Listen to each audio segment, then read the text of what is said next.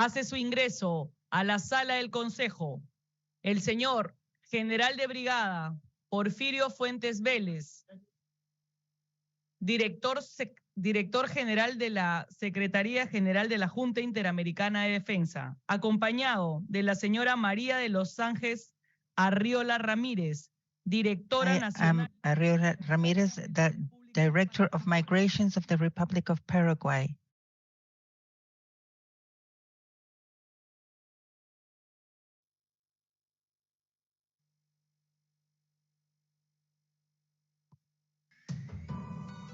La Junta Interamericana de Defensa y el Centro de Estudios Estratégicos del Ejército del Perú unen sus esfuerzos e invitan al seminario a realizarse el día miércoles 31 de mayo del 2023 a las 09:00 horas de Lecciones aprendidas, experiencias y desafíos en el hemisferio.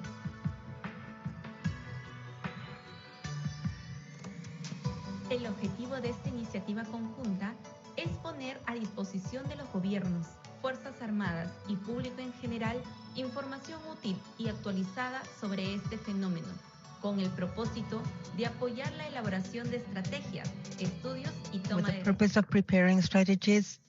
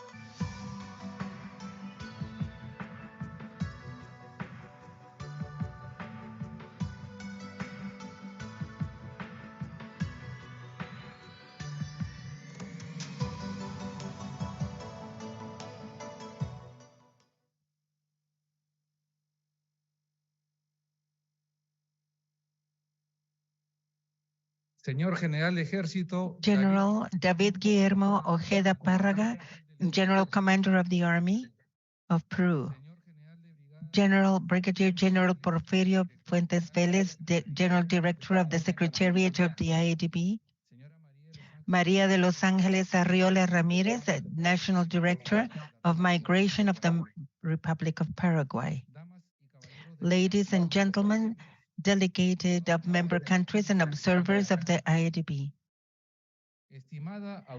Dear audience that accompanies us face-to-face and also virtually through the Zoom platform and our YouTube channel. I wish you a very good morning. I'm Colonel of the Army of Peru, Orlando Ugas Bartolo, head of the Division of Hemispheric Cooperation, and from the historical House of the Soldier. On this opportunity, I will give you the administrative guidelines. The first issue was security measures. In case of an emergency, we find ourselves on the second floor of the 214 room of the House of the Soldier, and it has 3 evacuation routes to the left. Likewise, if someone feels sick, please communicate immediately to coordinate your health care. This important event will have the moderator, the Colonel of Brazil, Luis Talavera de Acevedo, who is going to be in charge of conducting this seminar. Colonel Talavera is part of the cavalry of the Army of Brazil. He graduated at the military academy in 1996. Right now, He is head of the technical services of the IADB. For more than 30 years of military career, he has carried out different courses, specialized courses, and high military studies as well. Abroad, he is head of the operations of the stabilization of the United Nations in the Central African Republic. Academically, among other titles, he is a postgraduate of stricto sensu in military science and operations. He is also an attorney. It is my pleasure now to give the floor to Brigadier General Porfirio Fuentes Vélez, the General Director of the Secretariat of the Inter-American Board of Defense Board.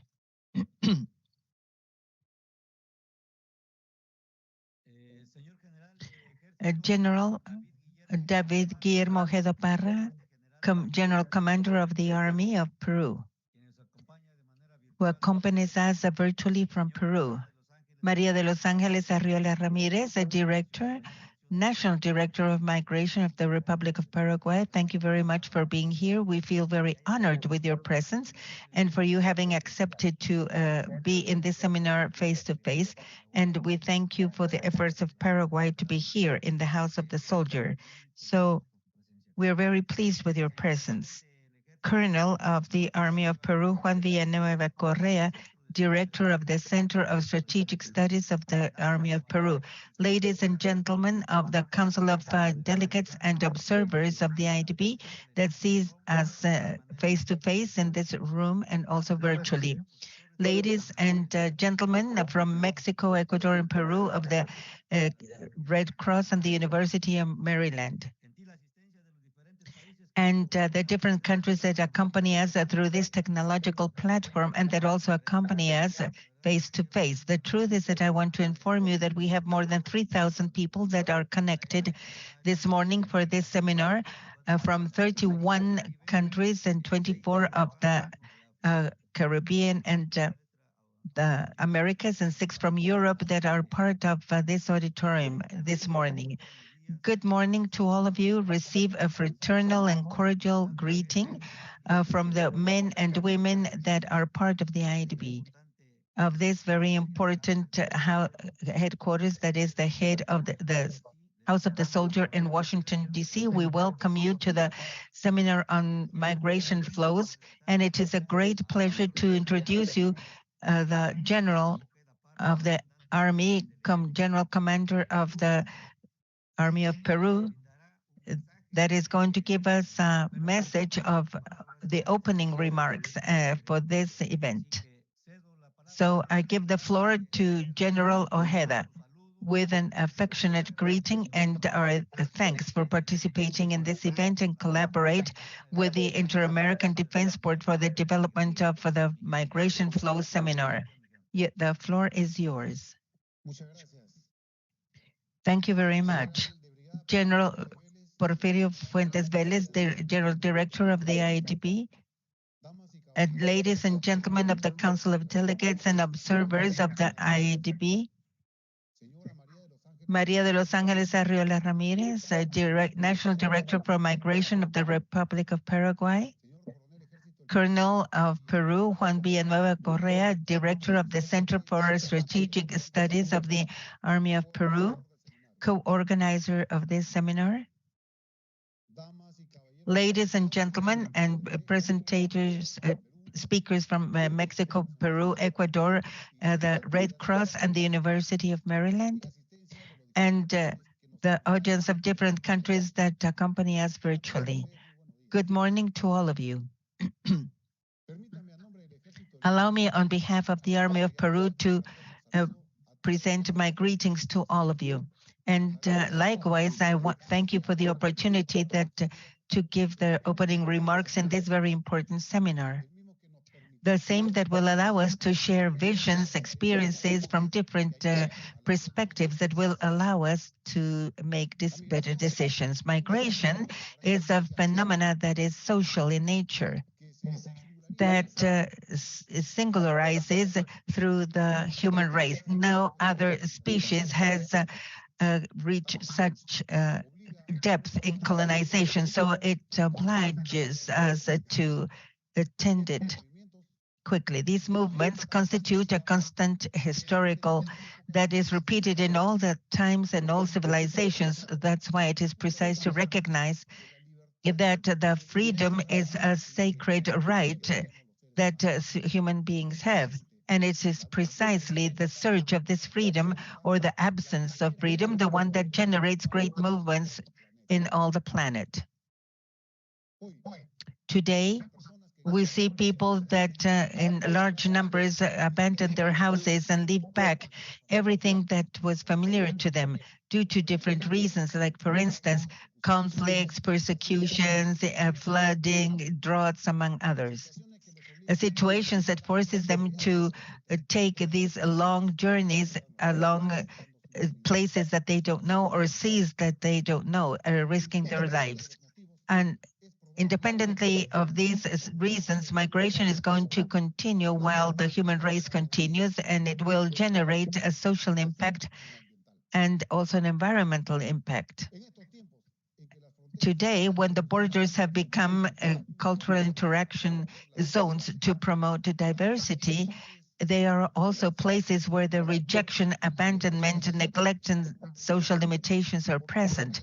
Therefore, migration is now a global problem, and in some regions it is difficult to control due to the increase of the flow of people, reaching in many cases dramatic levels, especially when it is vulnerable groups like the minors, pregnant women, people of age, and disabled persons. Today, the governors test the migration policies with a different contradictory proposals. Some countries are willing to accept the affluence of migrants, including those that are illegal and non-documented, but other countries only receive the refugees and legal migrants. Some states, on the other hand, come enacting restrictive laws designed to not allow those that want to enter illegally and use for that their armed forces. Historically speaking, the armies were employed to protect the borders, not only from armed invasions, but also from illegal migrants without weapons. In some cases, they deploy the military at the borders to look for illegal migrants, while in others, the military forces are involved in helping to administrate or keep and take care of many migrants. The scale of international migration has grown enormously, and many experts describe it as a serious problem to security and public order that has surpassed the capacity of the police forces. Therefore, we have to evaluate the role that the armed forces would have to face in the next decades, for which it will be necessary to have a special preparation respecting international norms and standards and the need to militarize the problem, without the need to militarize the problem.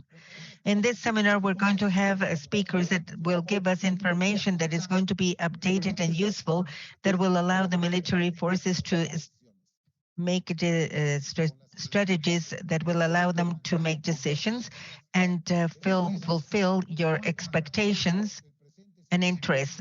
With this, I open this seminar called Migration Flows, Lessons Learned, Experiences, and Challenges in the Hemisphere 2023. Thank you very much. Thank you very much, General of the Army, David Guillermo Ojeda Parra, Commander General of the Army of Peru. Allow me to highlight your words. The relation between the freedom of human beings and migrations places us on the need to see that the armed forces have to study this topic. Thank you very much, my General. The seminar on migration flows is about to start. It is a continuation of the work of the IDB on this topic this year. That started with the presentations of the armed forces of Brazil, Italy, and Poland on their support to the migration flows in their territories. And it will continue with this work. We're carrying out this event together with the support of the Center for Strategic Studies of the Army of Peru. Our seminar has the enrollment of more than 3,200 persons of 32 countries, representatives of international agencies, officials of the army, civilian and military, and humanitarian and academic institutions and other people that are interested in this flow of migrants. For those that follow us through Zoom or in the YouTube channel of the IADB, we inform you the possibility of a translation into English, Spanish, and Portuguese. Please, we invite you to select the audio channel to be able to follow the presentations better. The seminar is going to be taped and it will be available in YouTube. The certificates for participation will be sent to the emails that were sent at the moment of enrollment. We also have a satisfaction survey, and we want you to fill it in so that we can continue with our continuous improvement. I want to remind you that the use of the chat is available in the Zoom platform and can be used to send questions and comments. We request everyone who wants to use this tool to specify in their participation their name, country, and our institution of origin. We remind the public the technical academic nature of this seminar, and the ideas of the speakers will be understood within the international ethics and freedom, and they don't represent the position of the IADB or the Center of Strategic Studies of the Army of Peru. As you can verify on the agenda, we will be accompanied during our encounter by Brigadier General Paul Eduardo Veradelso, Mrs. Maria de Los Angeles Arriola Ramirez, Dr. Carolina Sampo, Captain Specialist Lady Estefania Vázquez Paredes, Mr. Juan Compañe, and Lieutenant Colonel Roberto Marroquín Ávila.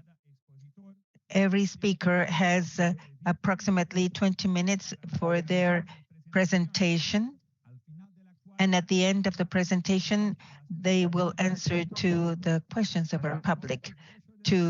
For the better development of our event, we will have a brief pause, a 10-minute pause between every two presentations. After these considerations, initial considerations, at this moment, we're going to listen to Brigadier General Paul Eduardo Veradelso of the Army of Peru, the first speaker of this seminar. Good morning, General. Can you hear me? Good morning, Colonel. Yes. Then we can hear you high and strong. Brigadier General Veradelso is the General Director of Material Resources of the Ministry of Defense of Peru. He is a Magister in Strategic Studies by the U.S. Army War College. He is a Magister in Strategy and Geopolitics by the University of Defense in Argentina. He is a Magister in Military Sciences by the War School of the Army of Peru, and also Magister and Doctor in Administration. He has carried out the program of high executives in national security and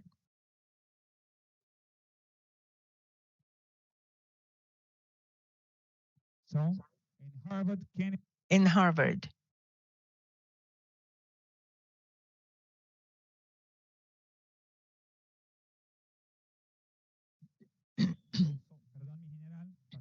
Excuse me, General, we had a technical problem with our microphone. He has carried out the high executives in national security in Harvard Kennedy School and the course of Army officers of the Joint Chief of Staff in the High School of War of Argentina. And he has been the military observer in the United Nations mission in Ethiopia, and he is a teacher of the Argentinian Army and was a liaison of the Army of Peru and director of the Strategic Studies of the Army of Peru. At this moment, we invite General Paul Eduardo Vera Delso to start his presentation. Thank you very much, Colonel. Please confirm if you can see my screen. Yes, perfectly.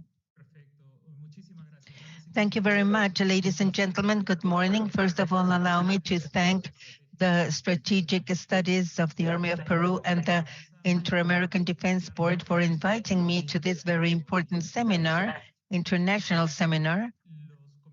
The comments that I will make in the next minutes are mine, and they don't constitute necessarily the position of any public entity of the Peruvian state or the Ministry of Defense of Peru. I'm going to talk in these 20 minutes about the situation of migration of Venezuela and Peru, trying to understand the perspectives and the realities that are generated in this interaction. As you know, the situation in Venezuela has generated a profound crisis, political and economic crisis, that at the same time has forced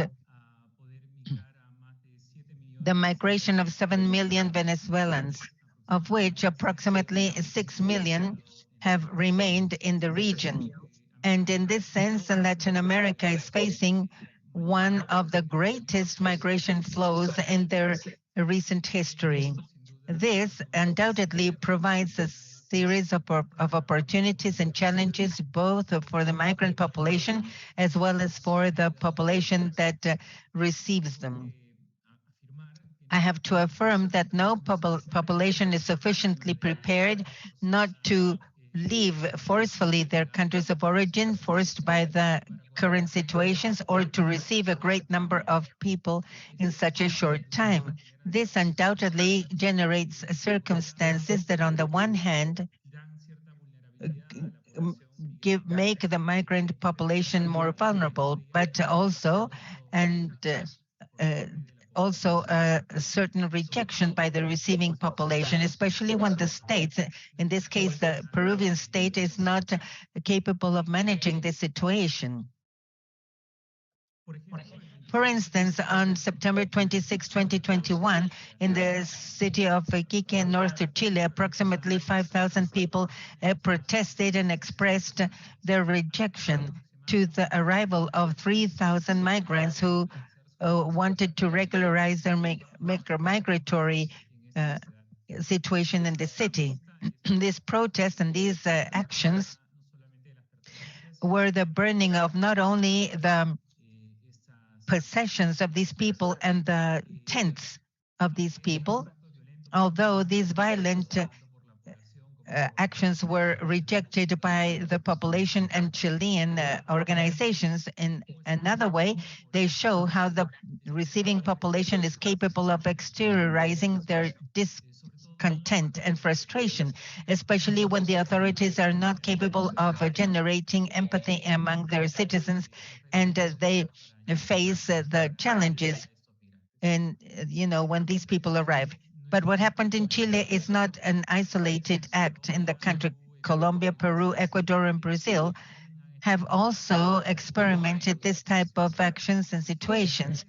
And these countries are also the countries that have received the greatest amount of Venezuelan migrants in the last decade. Colombia, approximately 2.5 million until March 2023. Peru with approximately 1.5 million Venezuelans, Ecuador with 500,000, Chile, Brazil with 400,000 approximately. To understand the situation of the Venezuelan migrants and the challenges and opportunities of the Peruvian state during this process, I'm going to talk about 5 fundamental aspects. We have to understand the existing crisis in Venezuela, the migration trajectory of the Venezuelans, and the strategies they follow to have better opportunities, the response of the Peruvian state that has been changing during the last years, and the attitudes towards the Venezuelan migration, not only by the society and population, but the political class and the mass media. And finally, I'm going to talk about the contributions and opportunities that this Venezuelan migration provides so that we can understand that the state has to generate this consensus and this openness and identify these opportunities so that together with the society, they will be able to integrate both economically and socially these migrants from Venezuela. In practice, Venezuela, as you know, has had 2 presidents in the last 24 years. After the death of Hugo Chavez, that governed Venezuela between 1999 and 2013, Nicolás Maduro took the power and has it until this date. On the one hand, the political crisis is you cannot deny that this has caused an fragmented and annulled opposition in this time in this country. On the other hand, the economic crisis, the deterioration of all the living conditions, and it is very strong. And although Venezuela possesses the greatest oil reserves, it suffers this great economic crisis that has forced a great part of their population to migrate. In 2014, the drop of the price of crude oil impacted their economy, since at that date, almost 95% of their exports were just on oil. This deficit of foreign currency affected the imports of goods and caused the scarcity of products. In 2018, there was an annual inflation of 1,300,000% and caused the rise of prices and the loss of the value of the money. 2021, this annual inflation was 686%. And this continues being the highest inflation in Venezuela. In 2022, the President Maduro tried to increase the minimum salary to 1,705%, from $1.6 to $2.9. But nevertheless, it is estimated that right now, to be able to maintain a 5-member family, you require $353. The departure of Venezuelans is known as the survival migration, that is fundamental by food scarcity in that country. According to the PMA in 2008, 1 of every 3 Venezuelans had food insecurity and had adopted a series of strategies for their survival, among which are the reduction of the variety and amount of food, and the work for food, and the sales of household goods for food. And this has shown that 59% of the households didn't have enough money to buy food, and 65% was not capable of buying shoes, hygiene, and 75% didn't have access to potable water. 72% were damaged with an irregular supply of gas. But this is not the only problem that originated this great migration of Venezuelans. The collapse of the health system is another fundamental aspect in Venezuela. Many professionals, health professionals, doctors, technicians, and professionals have migrated looking for better opportunities. The low budgets have made the facilities, the health facilities and their equipment to be deficient, and without counting on the problems for the supply of medications in Venezuela. The economic crisis is another factor that forces migration, and the educational system crisis particularly is one of them, since likewise, many of the teachers have had to leave or find another job to be able to survive. And the students, many of them, especially the ones in higher education, have had to leave their studies to be able to look for another job. Corruption is a great problem that is rooted in Venezuela. Venezuela is perceived as one of the countries with the highest corruption in the world, and this affects significantly many of its administrative systems. For instance, to get a passport or a clearance, a police clearance, is a great problem right now in Venezuela. Another of the fundamental aspects is the violence and criminality that is generalized in Venezuela.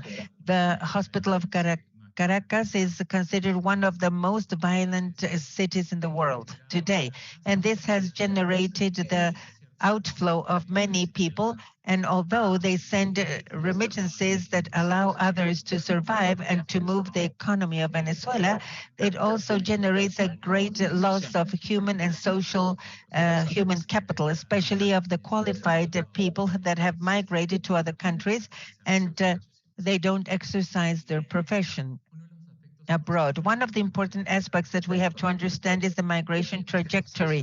This process brings a preparation and a settlement that, and ideally an integration. But the elements of this trajectory is two: the project, that is the destination, route, time of stay, and the migration strategies that are the actions to execute this project. These project and the strategies depend on the nature of the migration project. It's the characteristics of the receiving country and the time of permanency, labor aspirations, the intended to return, and the type of documents that they need. And the trajectory is not a route between 2 points, but it is an experience lived in the possible destination, that is that the conditions and documents will allow, or the ideal destination.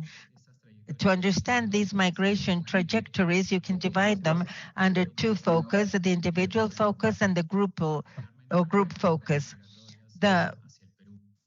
Especially to Peru, the individual focus obviously is that the individual, man or woman, leaves Venezuela without their family group.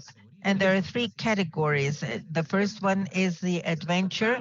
This is given among young men and women of about 18 years of age, and they don't have any roots in Venezuela. They're single, and they leave in search of a future work, a job to earn their money, but they don't perceive any obligation to send remittances to benefit their families. The second one is abnegation. These are the young people between 25 and 35, men and women that leave Venezuela, but they do have the intention to get a job, not only to survive themselves, but to be able to send remittances to Venezuela to help their families. And the third category is exploration. This one is particularly given by women that leave alone with the objective of not only getting a job, but once they get the job and have a stable place to live, to bring their family so that they can live with them. The family group has three categories: the family reunification, that is derived from the migration trajectory of exploration, which is that individual that got a job and a stable place to live and has brought their families to live with them, to continue with their lives. These families settled down in good conditions, and obviously they bring more children that are the future of the country. The family nucleus is the family, the complete family that decide to sell absolutely all their goods in their countries and to leave all together to Peru. And the family nucleus with just one parent is usually single mothers that are divorced or have left their partner, and they come with their minor children to Peru in search of opportunities. As far as the response of the Peruvian state, Peru is the second country of reception of Venezuelans. And by 2023, we believe we will have 1.6 million Venezuelans. That's why the state has changed its migration policies. In 2017, it requested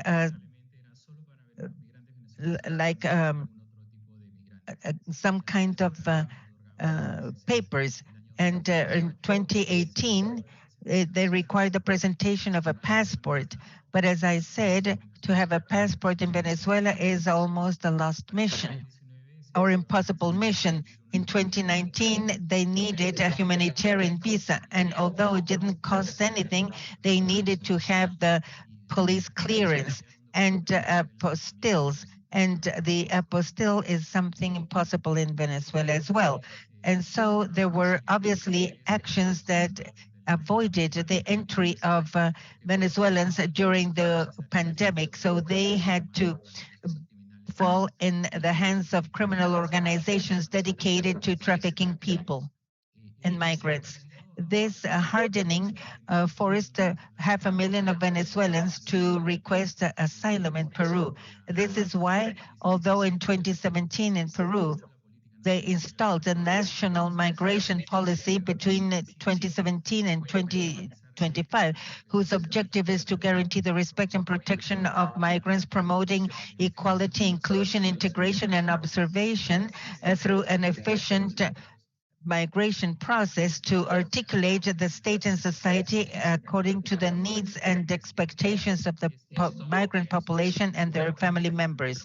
This is a policy that to date does not have the instruments for its efficient execution. As far as the attitudes towards the migration in Peru, Peru has turned from being a country of origin to a destination of migrants. Informality allows, to generate income for this population, but exposes them to exploitation and discrimination, especially to xenophobic discourses. In this sense, we have to understand that this type of actions are attitudes, prejudices, and behaviors that reject, exclude, and sometimes even defamate the persons because they have the perception that they are foreigners that are going to change the society or the national identity. 73% of the people demonstrated their rejection with the Venezuelan migration and the increase of insecurity and delinquency. But 85% of those that expressed their rejection did not have any type of contact with the Venezuelans themselves. So they didn't have the fun. They were only based on perceptions and nothing like the increase of insecurity in Peru. That same year, the report of the National Police in Peru indicated that from the 330,000 complaints, only 1.8% involved foreigners.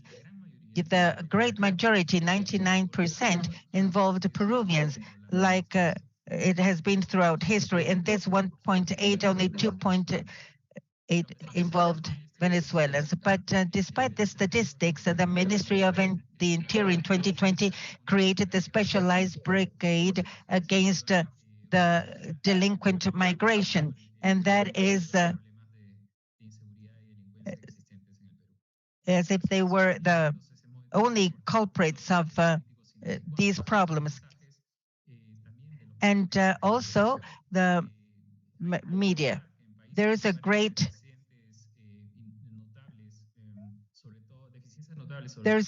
deficiencies, especially in the public services, and also structural problems rooted in the society. Migrants are usually identified as the culprits of this situation. But at the end of the 21st century, the Chinese rejected, due to racial prejudice, others, because they said that they were not hygienic and that they caused dirtiness and that they had health problems. But this was a problem in the country at the mid-20th century.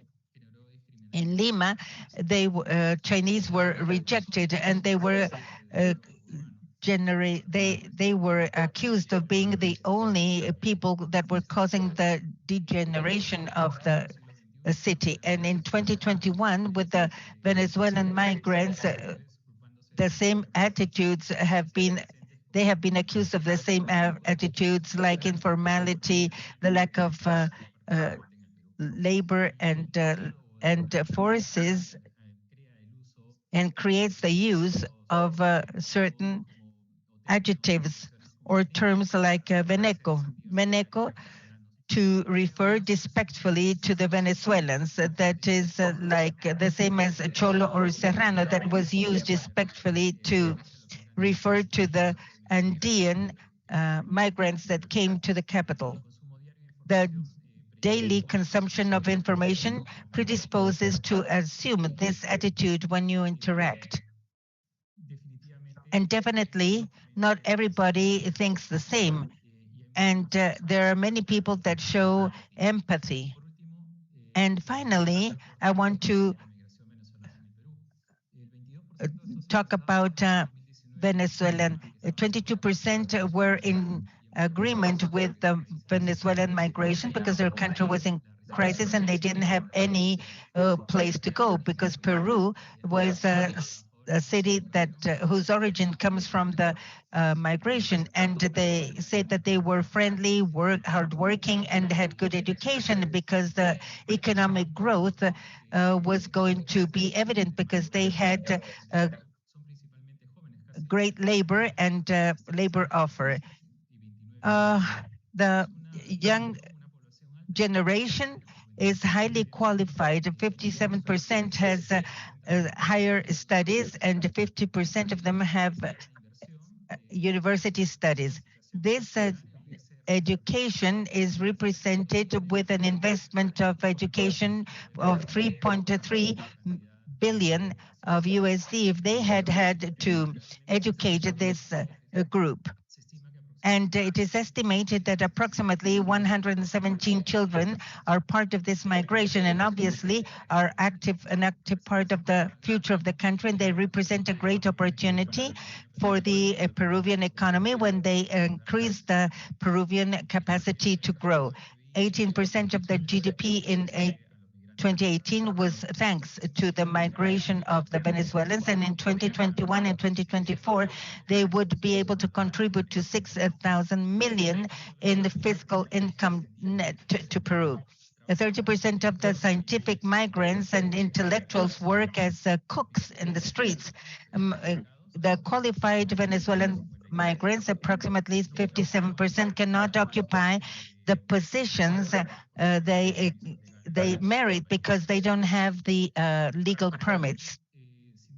To conclude, no population is sufficiently prepared not to leave forcefully from their countries or to be able to receive so many people in a short time. The majority of the people think that the Venezuelans are the cause of the structural problems that they have in their country, and reject and discriminate them, and to allow their full integration into society and the economy of Peru will require the involvement of the state and the civil society. They have had to migrate to be able to survive, the same as many of their family members and Peruvian friends. And some artistic expressions and culinary expressions from Peru are the motive of pride and international recognition. And this has been something that Peru has had in the last centuries. And the MMCCs have to undertake the responsibility of informing without any sensationalism to avoid the negative perception and the respect and the encounter among the migrant population and the receiving population. And these strategies must allow the Peruvian society to recognize the opportunities and the potential of these people. Otherwise, we are going to have very difficult moments and situations of insecurity, both for the Venezuelans as well as the stability required for the development of our country. Thank you very much. Now we can go to the question and answer period.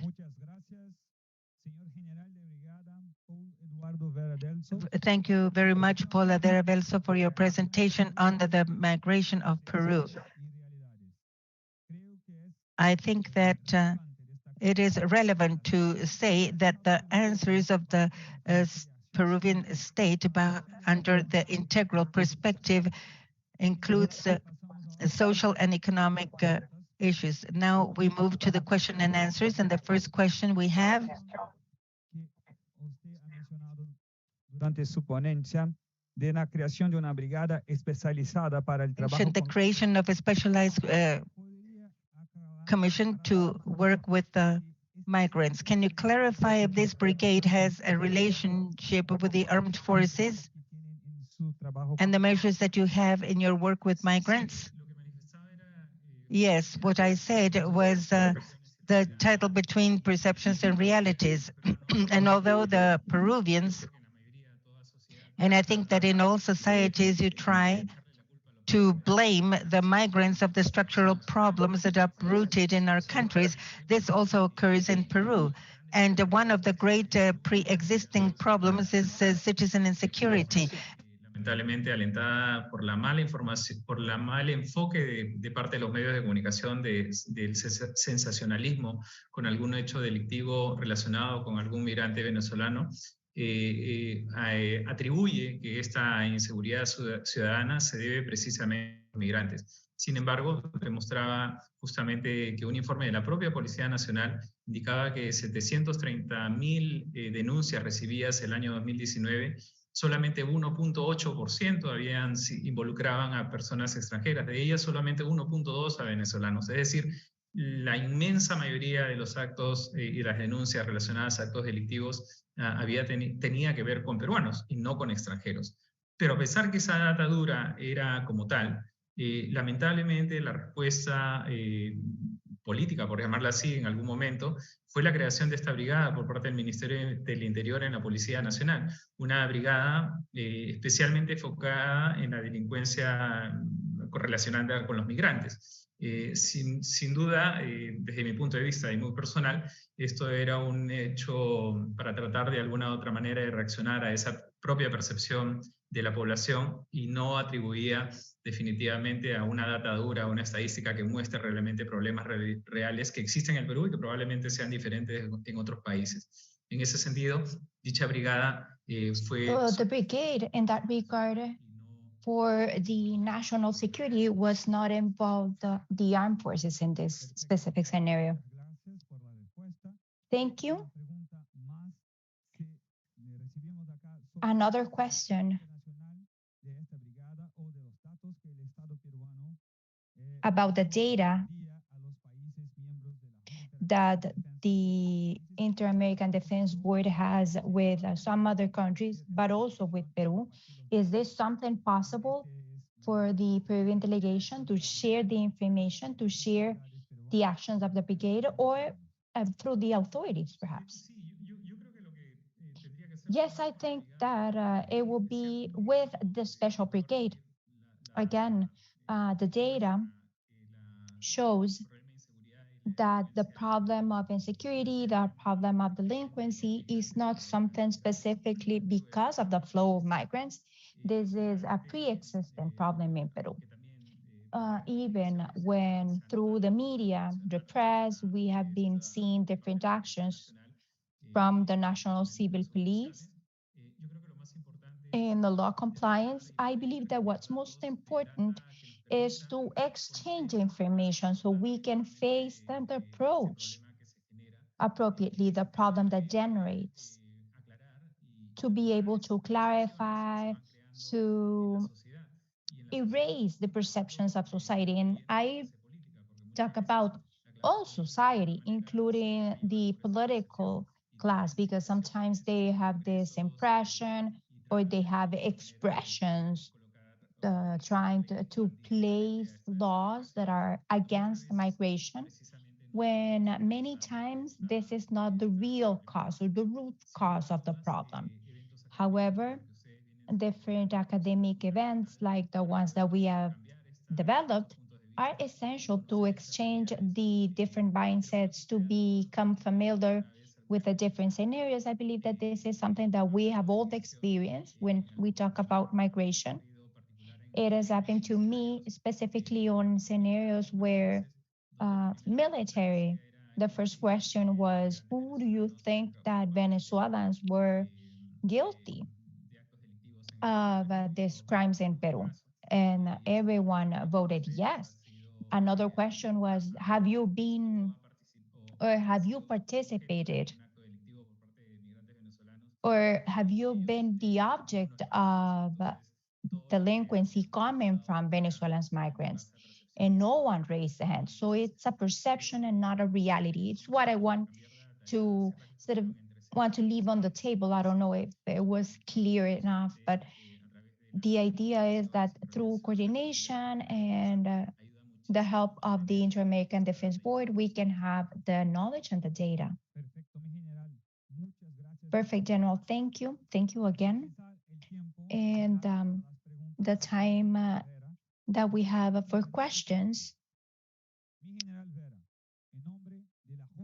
we will thank General Vera. I would like to thank you, General, for your collaboration, and we also invite you to stay with us. Thank you and have a great day. Now, we will go to the second speaker of our seminar, Ms. María de Los Ángeles Arriola Ramírez. Thank you for being with us on the House of Soldier. María de Los Ángeles Arriola, it's a pleasure for the Inter-American Defense Board to receive you and the Council of Delegates. Welcome. Ms. María de Los Ángeles is the Director of Migration at a national level of the Republic of Paraguay. She has a presentation about the dynamic of the flows of migration and security on the board in the Republic of Paraguay during the pandemic and the lessons that I've learned.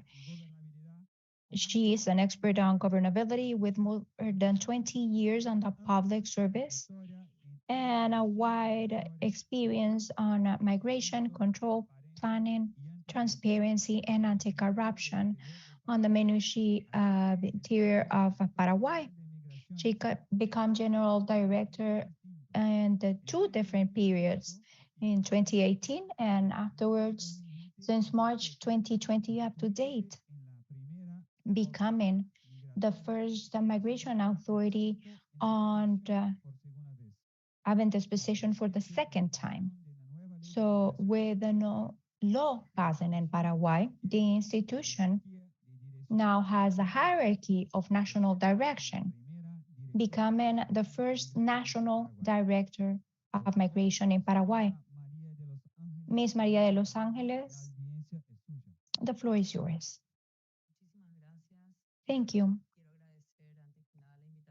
I want to thank you for the invite. For me, it's an honor to be here within the American Defense Board and in the House of Soldiers, General Lazar, General Fuentes. Thank you. Again, it's an honor for me to be here to share my experience while I've been leading the national direction and everything that we went through during the long and difficult pandemic. So I'm going to talk about the dynamic of the movement of migration and the safety on the border of Paraguay. So within the national migration context, I would like to talk about Paraguay and to explain what countries we neighbor with, the population that we have, so we all can completely understand that we're a small country, but we have receiving culture towards foreigners, and we are always receiving foreigners. So I am very proud to highlight this, and all the people from Paraguay can definitely say we don't reject, we accept, and this is why our foreign population is growing by the day. So to start with the Republic of Paraguay, we are located on the heart of South America, neighboring Bolivia, Argentina, and Brazil, I'm sorry. We have an estimated population of 7,453,000. We just completed a census. We have foreign migrants of 5.9%. I was in a seminar last week organized in Sao Paulo by the Department of Justice of the United States, and all of the countries, Brazil, Argentina, Paraguay, not overcome the 2%. Of course, we are a small country, but for our population, this 5.9% represents a lot. Let me show you a bit of the anecdotic information about this percentage. Because we have a system of movement, this migration flow that is different from Brazil, always the greater population is from Brazil, 43% of representation. Then we have Argentinians with a 5.34%, and Germany. This is something that happened during the pandemic, and it's a 2.58%. It's something that we have been experiencing since the 90s, but now they have moved forward and they are living permanently in our country. We have 10 nationalities, and the amounts, there is a representation of 127,000 permanent residencies. In the next slide, we will see the temporary population. Obviously, Brazilians are the greater number that we have. In this phenomenon that I will explain, that because universities, Brazil, or people from Brazil are in our country for short periods of time for certain academic activities. So this is why the temporary population from Brazil is very different from the other countries that we experienced. We will talk about the migration dynamic during the last years. In the 21st century, we started migration of our nationals to two countries mainly, Spain and Argentina. So it was a very important flow at the beginning of the 21st century, but at the end of the decade, the economical situation and the bad economy made our nationals move back to Paraguay, and the stability that we have and had made foreigners experience this flow again, universities, investments. For the last 2 years and a half, we have had a very relevant amount of investors, specifically on the region And we are, with Europe, receiving an important amount of investors in our country. So what is like to live in our territory? We have a perimeter of 3,799 kilometers. This is a dry corridor of 1,487 kilometers. This is what we call the dry border. This is under the custody of the armed forces, the military forces. And the rain border, that is 2,312 kilometers because of the amount of rivers that we have under the custody of the military armed force of Paraguay as well. So this is how we work together with both authorities in both borders. From north to west, we have Bolivia, 38 kilometers of rained border. And this is one of the borders that I think that is more complicated to cross because we're talking about the South Paraguay. You know that this is a very complicated area, very hard to cross. The ones who cross illegally have two options, basically. They even die or they have to receive help because to do it by themselves is completely impossible to cross that territory.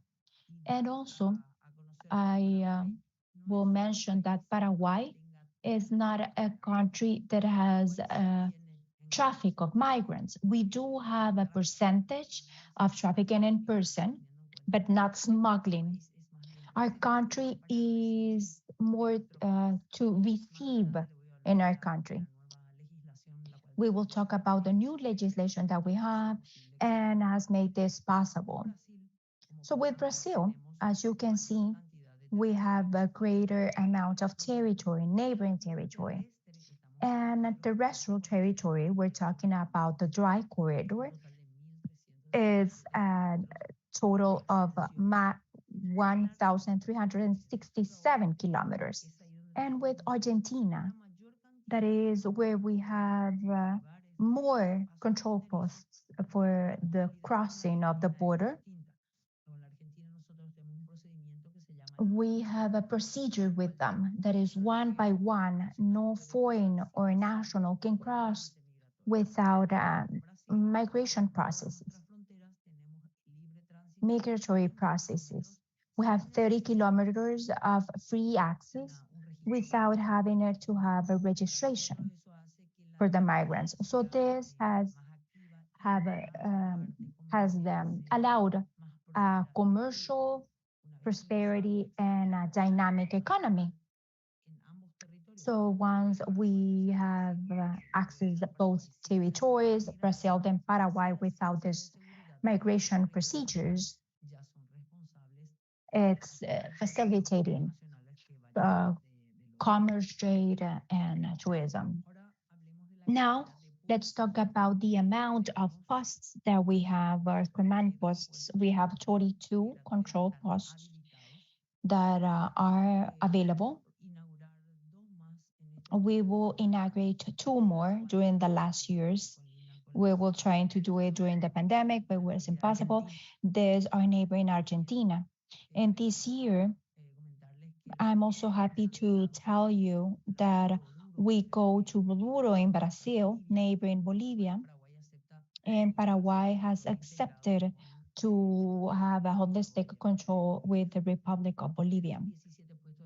We have 17 control posts for the ones that are more used, Guarani Airport, and some that are used dependent on the requirement, different airports that we have in different departments of our territory. Here we have a map that we use. We call it a table. In real time, can show the migration flow that we have on different command posts. In a year, I was checking last week, with the seminar that we have with the DOG, there are some countries that for us are complicated. For us, it's something that we experience in a year, and some countries have more problems that they experience the same scenario that we experience in a year. They can experience it in 1 day. So this is a very different scenario for us in Paraguay, and I would like to highlight that the collaboration of the armed forces, the police forces, and the rest of institutions that collaborate and the integrated control make this possible, because migrations as an institution is not going to be able to carry out because we are not a police force, we are not inspectors of migration. I mean, although we are within national security range because we are part of the security task force, we don't have legislation that can give us this hierarchy of migration police, for instance. So I think that this is something that is coming, something that we're working towards, a training center for migration agents, but we need to modify the law. And it's very difficult. 27 years took us to modify a law, so we're gonna try to expedite it, but yeah. Also, the last advances that we have had on migration management. The number of access and permanent migrations is still undetermined for the regular migrants. We must understand that this is something that we cannot count easily. So we were working on the reforms of migration. We have in Paraguay a migration policy coming from year 2016. I heard the last presentation, General, saying that yes, in paper we do have a policy, right? And to implement a policy, it's what's difficult, depends on the authorities, depends on each of the public officials. I have been, as we heard at the very beginning of my presentation, in 2 different periods leading the national direction. And the development that we had in 2018 has made it possible for us to overcome this challenge after the pandemic, make us visualize what really migration means. So we are able to facilitate legacy of the migrants that are on an irregular situation to tackle illegal situations. We have a territory that is of 32 departments, 7 that I consider the most relevant. We have journeys of migration regular status, and we go through the departments and we announced with prior anticipation that you can become regular if you have irregular status. We can provide you documentation so you're not exploited at a labor level, or avoid xenophobia, or avoid fearing to be expelled from the country at any point. So the National Migration Direction wants to straighten the controls that we have on borders and airports. And this is what we were mentioning, to expedite the documents for temporary, but also for permanent residents. The most determinant measure for this to happen was the passing of the law 148 that is specifically for the migration policy that we have right now in force since 2016. So 6984 is the new law. It was passed on October 18 of last year. And the migrants have now an opportunity, another opportunity, to have a regular status with minimum documents from the country of origin. What we don't have to forget is national security. Although we want to keep the right of migrating, because we all have the right to migrate, we also have the right in our countries, because of the sovereignty, to safeguard the national security. I want to talk about the permanent and temporary residency. For the foreigners, we have now a temporary residence. It's not permanent. And we renew and update all of the documents that we provide. And what's important about this is that when they request temporary status, we can provide a residence of 90 days where we study the license, the temporary status, so they can work and they can move freely. They can go back to their countries if they need the documents during these 90 days. And we provide them the precarious status document. And the new law talks about this 90 days. We must provide or deny with a base, right? The residency. So they should not be moving around or requesting help to be able to get this, because we have determined a time for this already. This is about the legislation that we updated because a meeting that we had last year in the Inter-American Human Rights Board. And we adapted that legislation according to human rights. They have access to the cédula de identidad. This is an ID that we provide in Paraguay. And this is for the amount of years, can be up to 2 years. And they can stay for 1 year. Now we have updated to 2. And the status as a precarious resident for 90 days. And the subcategory that is also very important, that is occasional or spontaneous.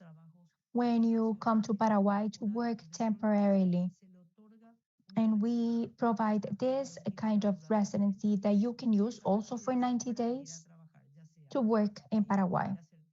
It can be as a teacher, as academic presentations, if you're an artist, technical work. This is the categories that we have seen the most with this new law approved. And with the creation, of course, we become an autonomous national direction. The strengthening of our institutions with the COVID experience, I want to talk in greater detail about this experience of initiating this pandemic, this torture. There was a pandemic. When we first received the alert, the Ministry of Health, for the first time, executed a migration strategy for the first time. This was a protocol that we had to set with all of the institutions and think on national defense. This is where we determined that we needed a head beyond the sanitary part. It was obvious there was a head of national defense, a leader of national defense. And for this, we dictated a meeting that the President of the Republic requested for an updating of our border posts. We used to have 40. Now we have 42, but we reduced it to 13. We banned the entry of foreign citizens. Only connationals can come back to Paraguay. So these control posts that we habilitated were only for the foreigners that wanted to go back to their countries, but mainly to receive our nationals that were residing abroad. Cancellation of the commercial flights. This is something that was also relevant. It happened on March 24 of 2020. We proceed to call back all of our Paraguayans that were abroad because of tourism in different airports and some other countries as well. The restrictions of entering both foreigners and nationals at a certain point happened, and we had to sit and to decide and to analyze what to do on that regard. We coordinated with all of the institutions to keep the commercial part going because it was important to stop the flow, but the cargo and the goods and the services cannot stop. So for this, we habilitated certain command posts for only cargo, not for people. This is something that had become a public threat, of course, as I said before, defense problem, that it was a national problem. So we activated a CODENA, that is the Council for National Defense, presided by the Ministry of Defense and the President of the Republic. When we activated this council, we said, so within the National Council, what we can do is to have a coordination center for all of the institutions to help the Ministry of Health. And this is how, as you can see on the pictures that we have on the slide, that in CODENA, we had the presence of different institutions that were part of this council, of this problem that represented COVID. We coordinated, and this is how we created this CDI CODENA. The president, who was leading the council, thought about certain strategies to avoid entry. The Ministry of Health isolated the Paraguayans and people that was coming from abroad. They were put into shelters. This is how we managed the pandemic, and it was spectacular. We must highlight that we were one of the first country to close the borders, the first country to place shelters, and this come after the decision of CCDI CODENA. The lockdown is where we implemented 110 shelters, and we had the military units, the police units, schools, shelters, different secretariats, and we were able to control repatriation and returnees of residents and connationals. And a similar number, representing 93%, came back to the country of residence. So people who were living abroad decided to come back to Paraguay, and they did. And they went back once everything was normalized. But this took us a long time and effort and a problem that was very complicated, I must say, because at that point we needed to think, what do we need to do? Right? We have national constitution, the right to enter the country, the risk of the population, and after a consensus, we were able to overcome it with the implementation of the shelters. But that happened. Also, we use hotels because they become health hotels for the ones who comply with the requirements. And we activated, again, this part of the economy that we were lacking. And this coordination was only something that we were able to do with the help of armed forces.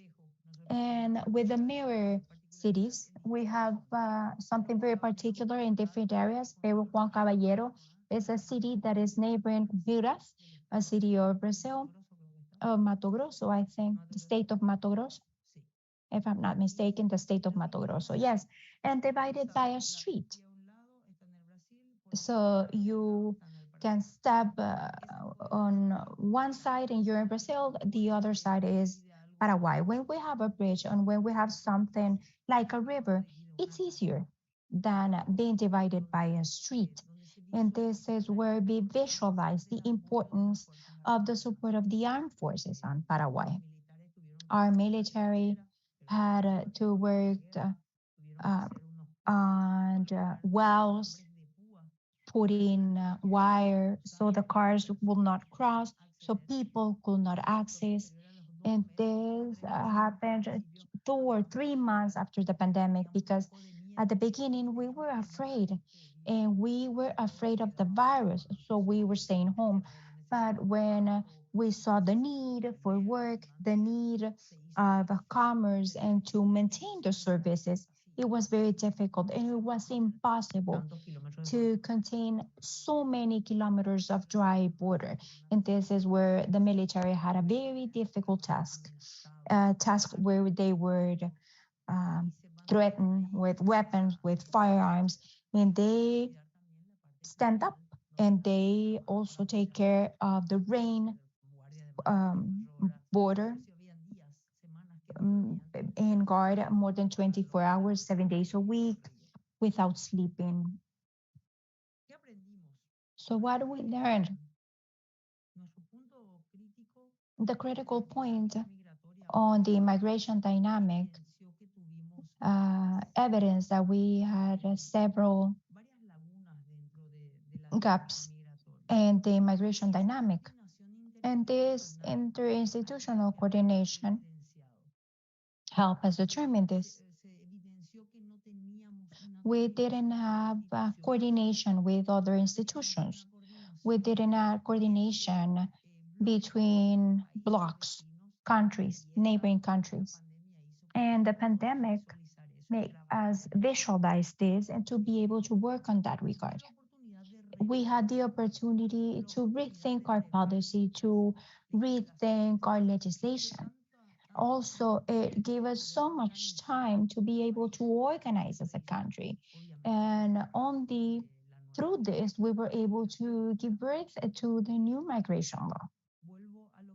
Again, going back to irregular migration, constituting evidently a problem, a real problem for the access to rights and responsibilities of migrants. If you are outside the framework of law, if you are an adult, because the measures that we adopted, the measures that we took were to become a country that can have regular status provided for all of the migrants. So to take care of national safety, but if you were looking for a country and you felt that you could live there and you decided that you will come to our country, we will receive you and we will provide stability and you can put roots in our country. And we are very proud of this. We are proud of this. The vulnerability of the migrants, also this national security again, and all of the policies that can balance both the progress and also security in our national territory. So to conclude, is it suitable and necessary to adapt national laws and to harmonize the regulations at a national level and at a regional level? This is something that we discussed with General Fuentes, saying that, yeah, within the framework of the board, right, we should, General, I think is going to be discussing this, it'll be so good to harmonize our countries. We have 3 or 4 and to work on a single policy. If you have 6 or 7, and then we can get together and work on a single policy and a single procedure, standardized procedure on how to perform, right? We all know about the limitations that we have on our legislations, and this is why it'll be ideal. So only to mention that the pandemic made us understand so many things. And as migration, to see how small we are and how much we need all of these institutions and our armed forces. Because if we don't have the support of these institutions, borders will be a chaos. I was listening to the general, and he was so right. There are countries, there are cities that have taken migrants as instrumentation to their problems, to the culture, and the problems are not because of the migrants. We need to work on having a holistic policy. And General, I would like to maybe you can explain this idea that we were talking about. Thank you. And also, if we have any questions, any comments, anything that you would like to know, we will more than happy, I'll be more than happy to answer the questions. Muchas gracias, señora María de Arriola Ramírez.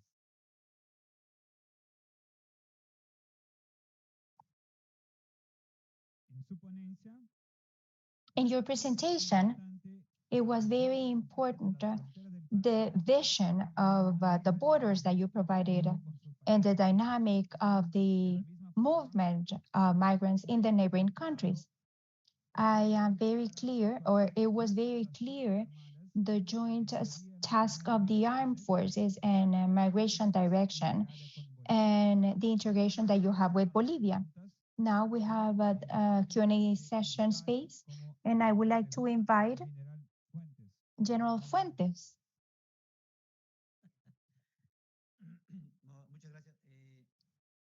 Thank you. With your experience in how you've managed the migration phenomena, in Peru shares a border with 3 countries.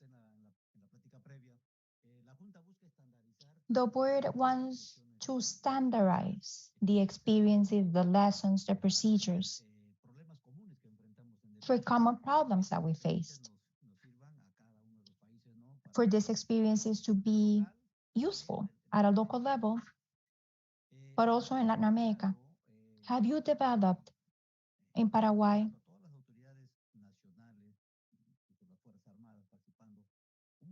with the participation of the armed forces, coordination with other countries that also share borders to exchange information and to work together? Do you have a management program? This is the question, something that you may share, perhaps, that is useful for the rest of the authorities, for the rest of the countries, so we can also implement the model. Yes, precisely as I said, due to the problem that we experienced after the pandemic, we had to work first internally, right? After the CCI Codena establishment, we all shared information through the Ministry of Technology. We had a request and where different institutions can request the database of some other institutions with a module. This is the consultation model. So for the migration case, we have provided consultation model from entries, exits, but also consultation model of registrations of documents. Now, at a regional level, we do have Mercosur. The bloc of Mercosur has different agreements of exchanging information. In many cases, this is something that we don't do because this is something that is not ratified. So as a bloc, we have focal points to exchange information for different cases. If it's something that we're suspicious about, trafficking in person, or fraud documentation, we know where to go and we have the focal point. And some WhatsApp groups or some have been pointed out by the direction. Specifically in the meeting in Sao Paulo, I said, let's keep the names because I'm going to leave at a certain point, right? So why don't we have direction is in charge of providing this information. It needs to be a direction. Maybe tomorrow it will be Pedro, Maria. It's not going to be myself. So General, this is very important. Through the Inter-American Defense Board, we could have a single procedure and to ratify it with some other countries. A guideline of procedures, perhaps. It's very important because this is something that we have at a regional level. But sometimes there's someone from Iraq, you know, and we don't know how to deal with that. We don't know about the consultations that we need to carry out. Or if it's Africa, El Congo, and I don't know, have no way of consultation. If it's Central America, parts of Europe, I mean, we have support of North America, we have support from Europe, but if it's Africa, Asia, it's difficult for us, it's complicated. So it will be, again, through the board, amazing to have a single procedure, a small procedure. that we can standardize. Thank you. Of course, we will note down that recommendation. We have another question. We have time for another question. So the question is, what are the future perspectives of the migration flows of Paraguay after the pandemic? Do we have any changes on the migration dynamic? Well, I'm glad to say that we have overcome the flow of 2019. There was pre-pandemic. I think that it was helpful to have economical stability as we have in our country, our currency, of course, and I think that our country became attractive. It's a convention center, for training courses, for conventions.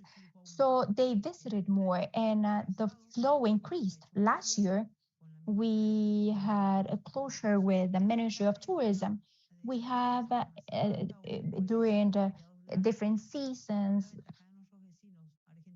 Argentina, our neighbors that have different vacations as well. And this benefits us.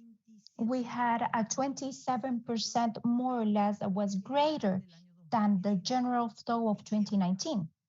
We have different seasons. In December last year, for New Year, we overcome 90% compared with Brazil. Why? Because a free transit of 30 kilometers is easier for the people. We have greater registration last year, and we had greater numbers and we growth, and it means that people are coming from the capital city or different departments. So we have a projection that is looking very good for next year. We are one of the countries that have more vision for investments globally. We don't have much taxes, we have economical stability, and this is very interesting for foreigners to come to our country. Yes. Thank you. Thank you for your answer. We thank you again, Doctor, for your presentation. General Fuentes, at this moment, I would like to give a diploma for your presentation.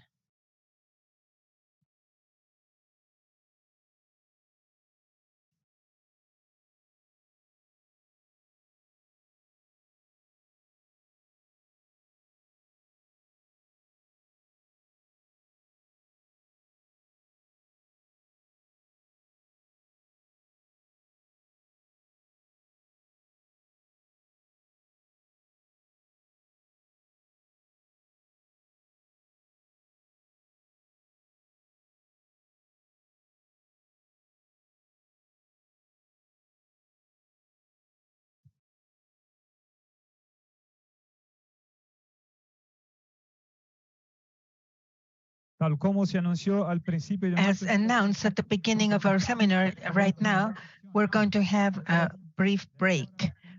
Now it's 8:31. We're going to have a 10-minute pause and we're going to come back at 10:41 minutes. Washington hour.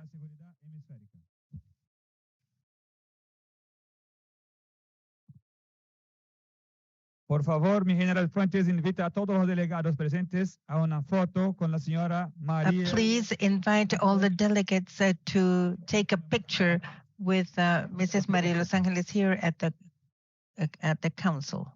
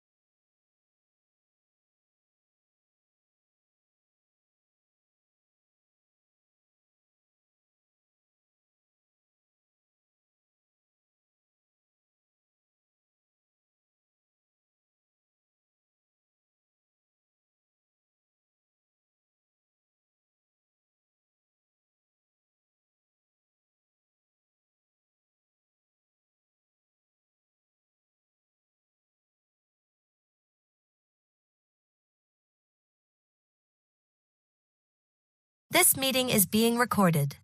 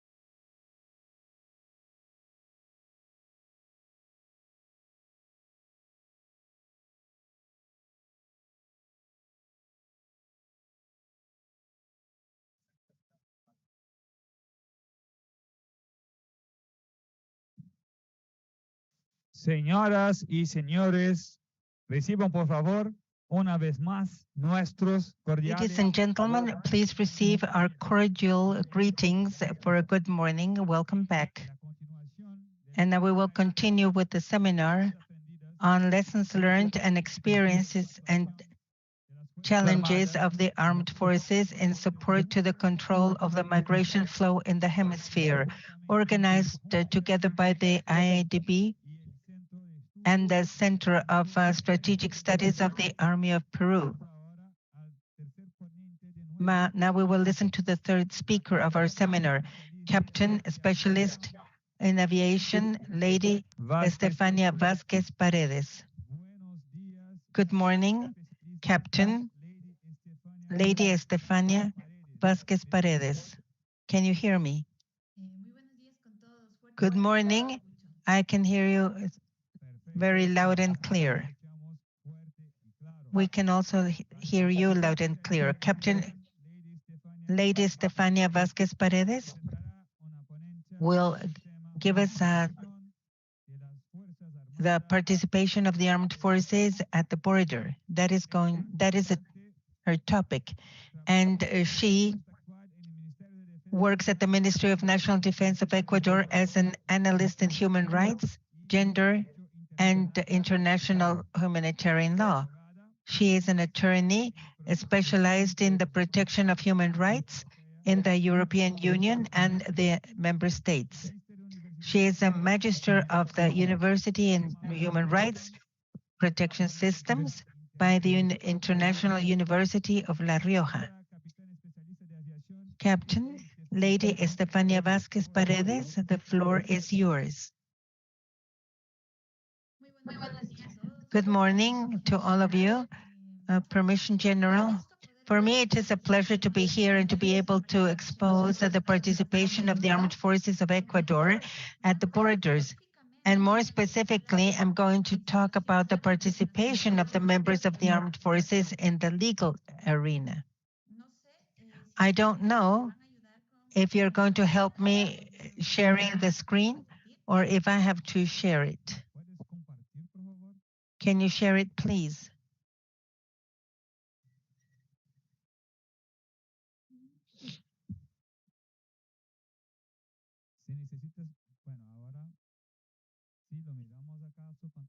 Yes, we can see your screen. Please use the presentation mode.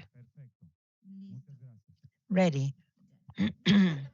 Within the participation of the armed forces at the border, we have developed a standard and a policy that are specific for the development of our activities at the border. So each one of our strategies that Ecuador recognizes international law and the measures of mutual trust to solve conflicts and then not use the power, national power in face of the interests of the state.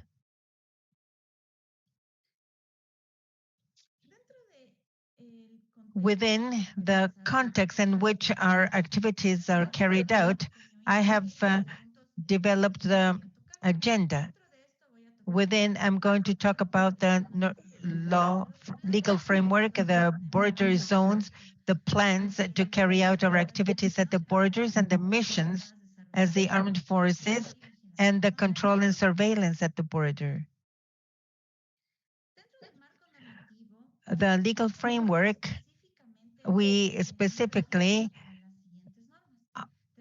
are under the Constitution of the Republic of Ecuador. Within the conventions and international treaties, we have the Convention of the United Nations against or the transnational organized crime, the organic law for border development, the organic law of national defense, the public law of the state and security, Executive Decree 647, and the specific plan of defense 2019-2030. That is the strategic plan for the integral border security, the national plan 2023-2025 for in national security. In our constitution, we are it has defined our armed forces mission. In Article 158, it establishes that the armed forces has the fundamental mission to defend the sovereignty and integration of our territory. In this context, the armed forces to develop any activity have subject themselves to the protection of human rights. And so we not only are going to act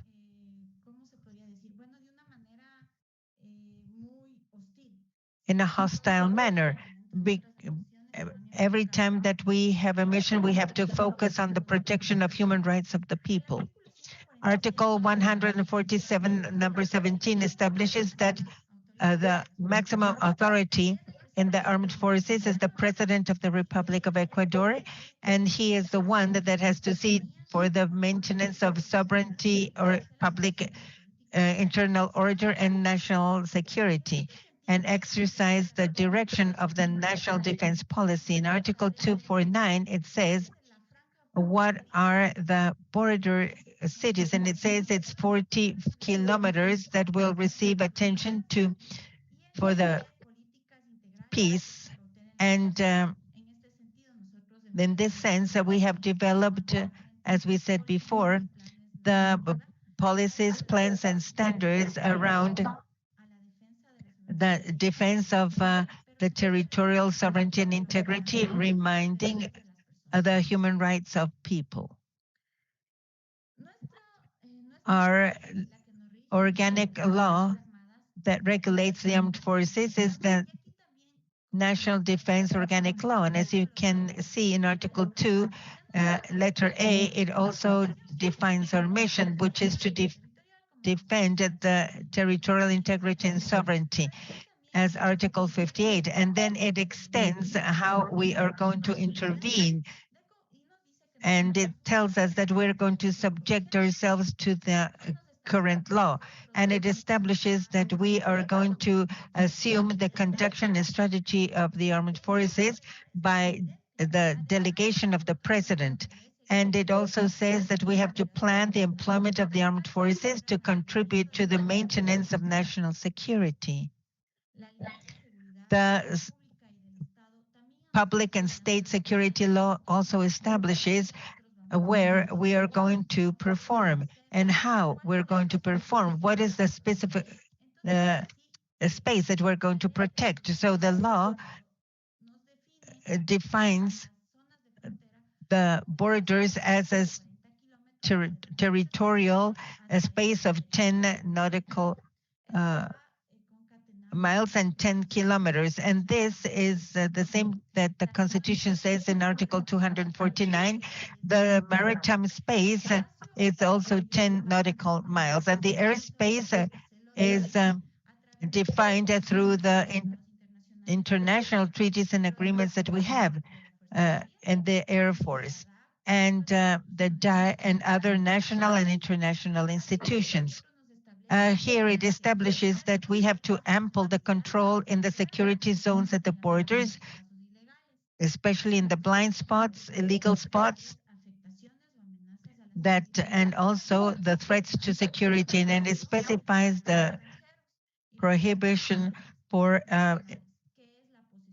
the legal national persons and also for foreigners that cannot receive any concession in this area of the border. Even though small, we're a country with two borders. One is at the north and the other one is at the south. The northern zone comprises Carchi, Esmeraldas, Inmabura, and Sucumbíos. These border zones border with Colombia, and the southern zone has Loro, Soja, and Zamora in Chinchitepe that border with Peru. For this reason, the President of the Republic has issued within all the legal standards for the protection of the borders a decree that establishes the border zones and the reserved areas. A decree 647 amplifies the concepts of the territorial border, maritime border, and air border. And so for the land border, it establishes 40 kilometers from the borderline to the interior of the country. And the maritime border zone establishes the reserved security areas and the border security zones. And it also gives some concessions. And this executive decree establishes that the maritime reserved waters or the maritime space is confined by the surface and then the seabed. That is strategic. And we also have the border security that is defined as the 10 nautical miles. We also have the air border zone. And here we have forbidden areas and restricted areas. The forbidden areas are those with the defined dimensions in the territory or the jurisdictional waters where the airplanes cannot fly over,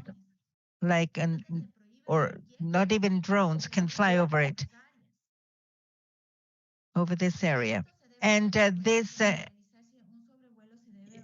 if you want to fly over these areas, you have to have a special permit.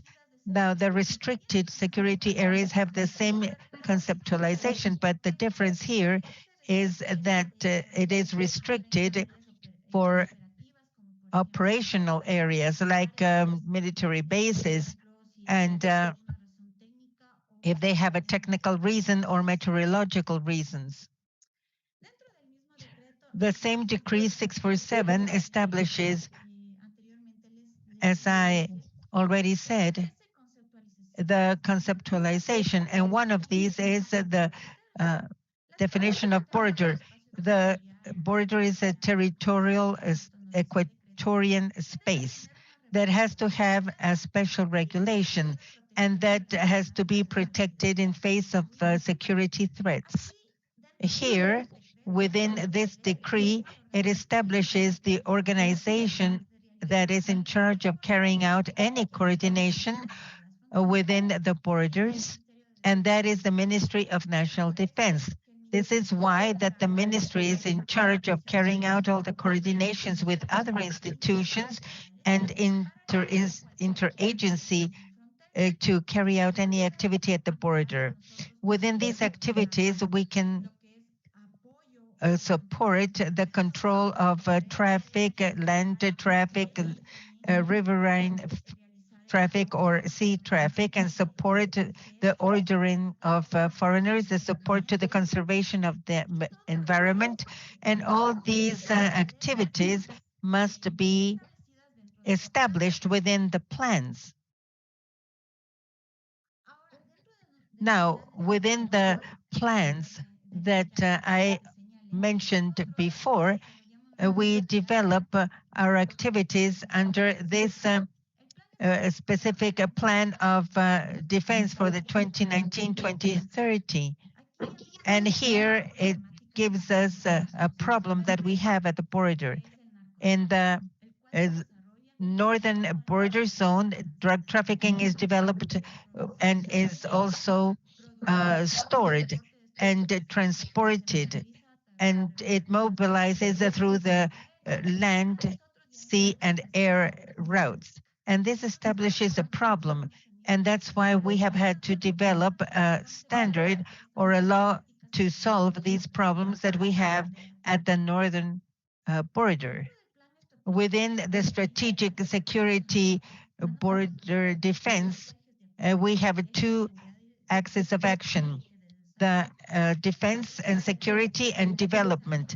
In the security and defense, we have mechanisms for the protection of persons in situation of human mobility, the strengthening of the logistical training of the armed forces and the international cooperation, and in development, its institutional capacity. As I said before, the Constitution, since we are part of the armed forces, basically it establishes that we have to protect the human rights before anything else. And that's how we have developed the training for our staff to establish the mechanisms for those that are in this situation of mobility and that are living this situation. As members of the armed forces, we are trained to give care and attention to the people that are under human mobility. In the border control and surveillance, we have had carried out some operations as far as surveillance, control, and recognition. In this context, the armed forces last year in 2022 carried out 361 operations with the following results.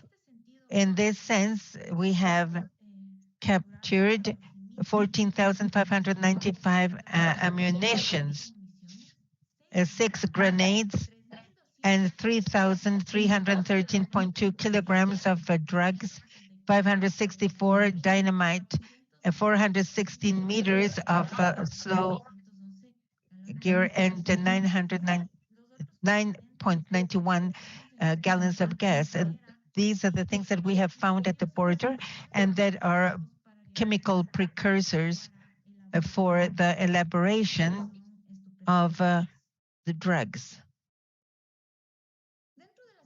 Within the missions of the armed forces, as we said before, we have a fundamental mission, which is established in the Constitution, but we also carry out some complementary missions, and that is to support other institutions of the state, even at the borders, and also international cooperation, and also support to other institutional states. And our fundamental mission, we carry out military operations for the defense and control of the national territory. The first one is surveillance and control of national territory, this is airspace and the sea. In this sense, as the armed forces, within the context of protection and surveillance of the borders, we have a legal framework that is very extensive to carry out our activities, that allows us to legitimize our actions at the border. I thank you very much for your attention.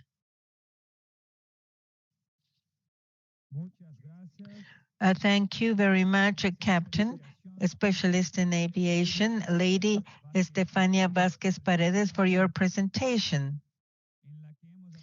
in which we have learned about the missions of the armed forces of Ecuador at the border of your country.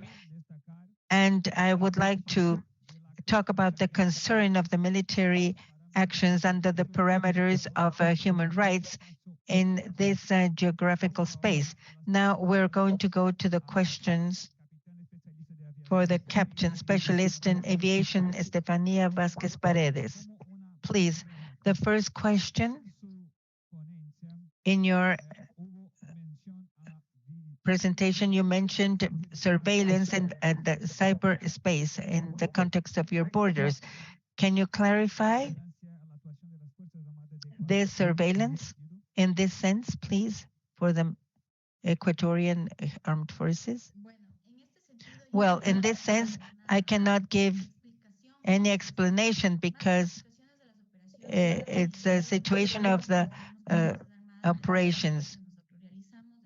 And this is a part of the operations that we carry out in the cyberspace, but I'm not authorized at this moment to answer that type of question. But as far as security, thank you very much. In your presentation, you also mentioned the strategic plan for the border comprehensive security plan and mechanisms for protection for those that are in situation of human mobility. If these mechanisms fail, what do you do? In this sense of the mechanisms for protection that we have as armed forces, we have developed the training for all the members of the armed forces so that in the event of a person that are migrating, they can develop activities with these people and act with objectivity in case they have any needs. Specifically, I cannot say what activities are carried out, but I can tell you that we subject ourselves to the law and specifically to the Constitution of the Republic of Ecuador, in which in many times it limits up to what moment we can act and in what situations we can act. And we must always see the protection of the human rights of people. Thank you very much for your presentation, Captain Lady Stefania Vasquez. Now, we are going to say farewell to our speaker. On behalf of the IADB, I want to thank you once more for your collaboration with our seminar, and we invite you to continue with us. Thank you and have a very good day. At this moment, we're going to have the collaboration of our fourth speaker. Carolina Sampo, de la Universidad de Maryland. Doctora Carolina Sampo, muy buenos días. ¿Me escuchas? Buenos días, la escucho muy bien. Muchas Good gracias. morning. I hear you very well. Thank you. We can also hear you. Thank you, Doctora Carolina Sarpo, who is going to present about the dangers of women who migrate on the Americas, different challenges of the armed forces. Currently, she Dr. Fellow of a Study Center of the University of Maryland. On the executive information, we have that he is part of the University of Maryland, board investigator of the scientific and technical investigations and coordinating on organized crime with the Institute of International Relationships of the National University of Del Plata, Argentina. International consultant working with the Global Initiative Against Organized Crime. She has published important documents in English and Spanish. She's a doctor on social sciences, master on science and political science. Doctora Sampo, the floor is yours. Thank you. Thank you for the invitation and thank you for having me. It's for me a pleasure to be here and it's been very interesting to hear to my predecessors. Let me share the screen. So the idea of today's intervention or presentation is to talk about a different perspective of migration, specifically on what has to do with migrants, women in scenarios that they faced during the journey. This presentation is based on a work that we share with Doctora Olmedo from the University Complutense in Madrid. If you're interested, you can send me an email and it's also online. It's free access again. And it's actually focused on women migrant of the Northern Triangle, but we believe that it can also be applied for other migrant women in our region. So overall, first of all, what I would like to highlight is why women decide to migrate. Specifically because this part of migration, the fact of having women migrating on a greater scale or similar than men, it's something new. I mean, from the late 70s, early 80s, it was something that was more specific for men. But starting from this period, we saw that after different situations, exceptional situations, macro but micro as well, women became key actors of migration, not only migrating, but by themselves, with their children, and they don't depend on men, husband, father, siblings, partners, to generate or to decide to migrate on high vulnerability situations, of course. So what are the macro situations make them then decide to migrate? In complex situations, and we will see this in just a minute. Basically, our investigation proves three elements. First, has to do with lack of opportunities on the labor development, economical development. Again, this is more focused on Northern Triangle, Guatemala, Honduras, and El Salvador, but not only, because I think that most of the societies of Latin America, especially after the pandemic, can witness this lack of opportunities and lack of growth at the economical level, mainly when women project on their children the capacity that they will have a better quality of life at a medium and short term. The levels of violence that they suffer from in societies that they are part of. And specifically, general violence, gender violence, as you all know, Latin America is one of the most violent continents around the world. The levels of homicides, unfortunately, speak up by themselves. We have 38% of homicides at a worldwide level and only 8% of the global population. Not only violence should be measured or lack of security should be measured on direct violence, something that can generate damage, but also on how this lack of safety will frame the behaviors of society.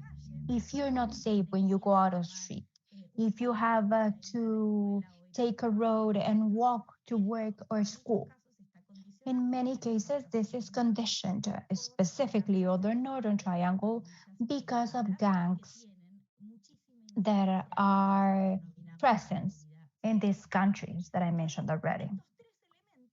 So these three elements, and in many cases, lack of security and violence that they face daily is what make them take the decision of facing a journey that has several challenges, nameless challenges throughout.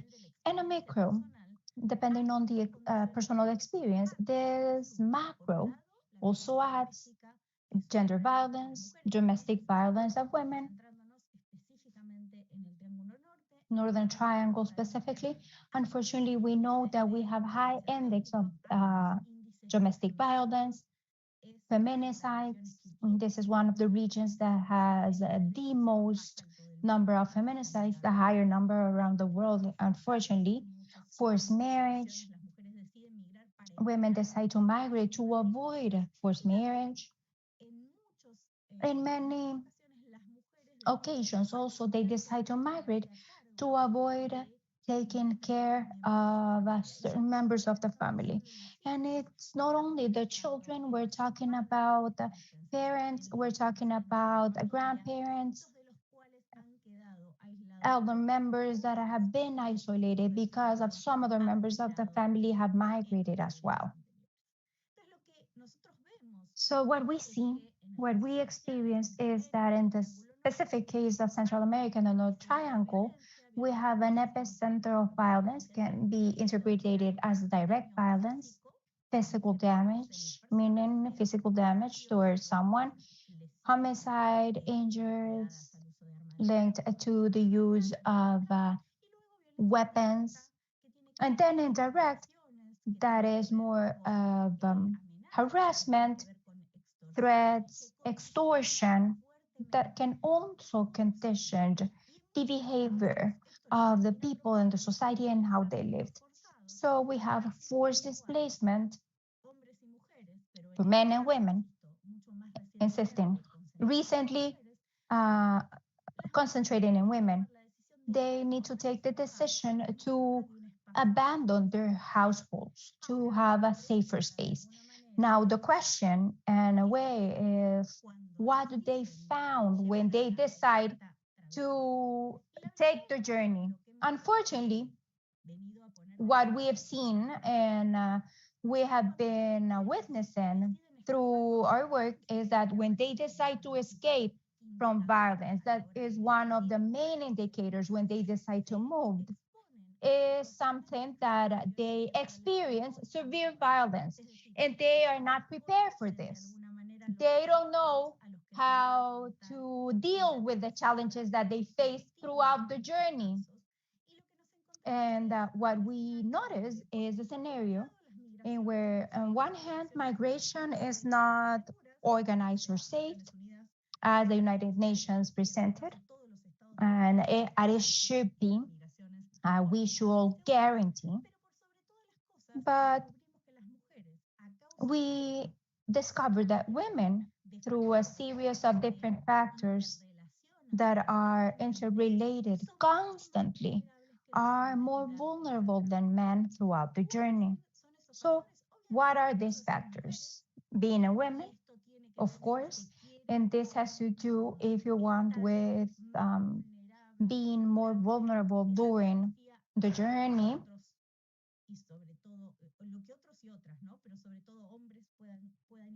compared to men, what they can do with women, and we will talk about that more concretely. And most part of the cases, these women are poor. They don't have economical resources. And these are the only resources that they use to reach the last destination. United States, in most of the cases, we're talking about the Northern Triangle, but of course we can talk about some other regions, talking about Darien and everything that they must go through to reach the final destination. We also talked about the impact on how they look and how they are exposed to discrimination. Because in many cases, since they don't have money to move directly to the final destination, they need to have different stops to generate income, right, so they can continue the journey. Lack of documents, lack of being legal or legal status.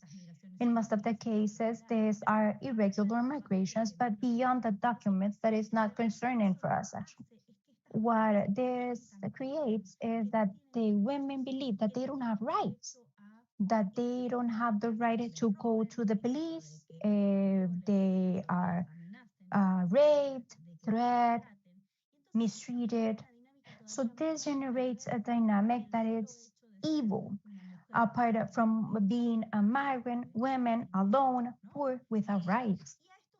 So this also, it's accompanied by many cases where we see women that are underage.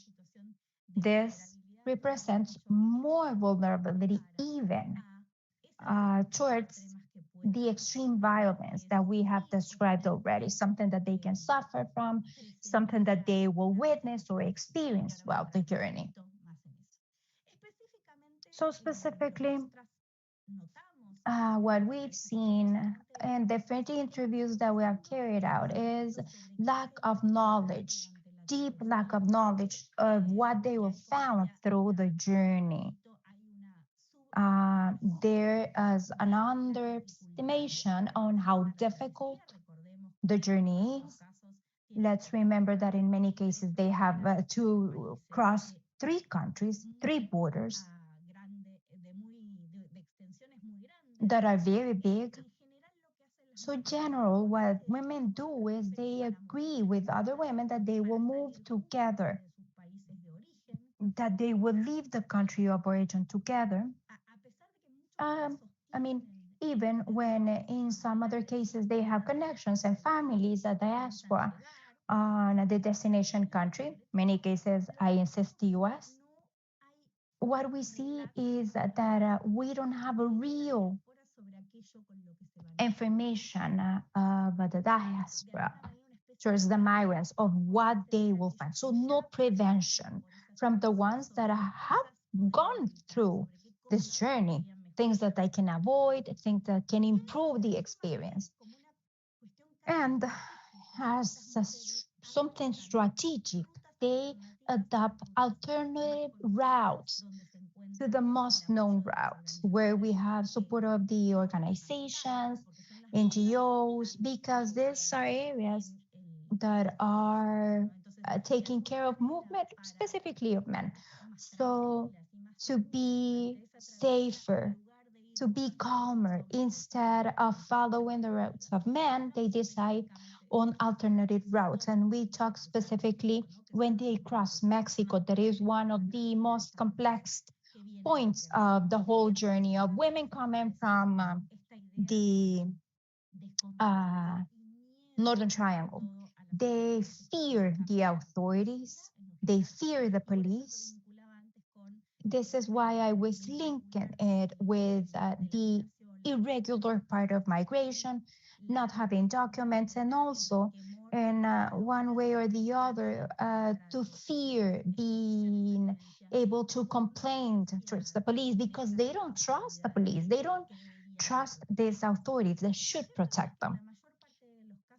Although it's true in most of the cases, women start the journey, as General Olvera mentioned at the very beginning of the presentation, women that hire a service, women that are transferred by a coyote, by someone that is familiar with the terrain, and that they can guarantee, quotation marks, right? Because there is no guarantee that you will reach the final destination in one piece, but to agree with some sectors, criminal organizations, criminal structures to hire those services.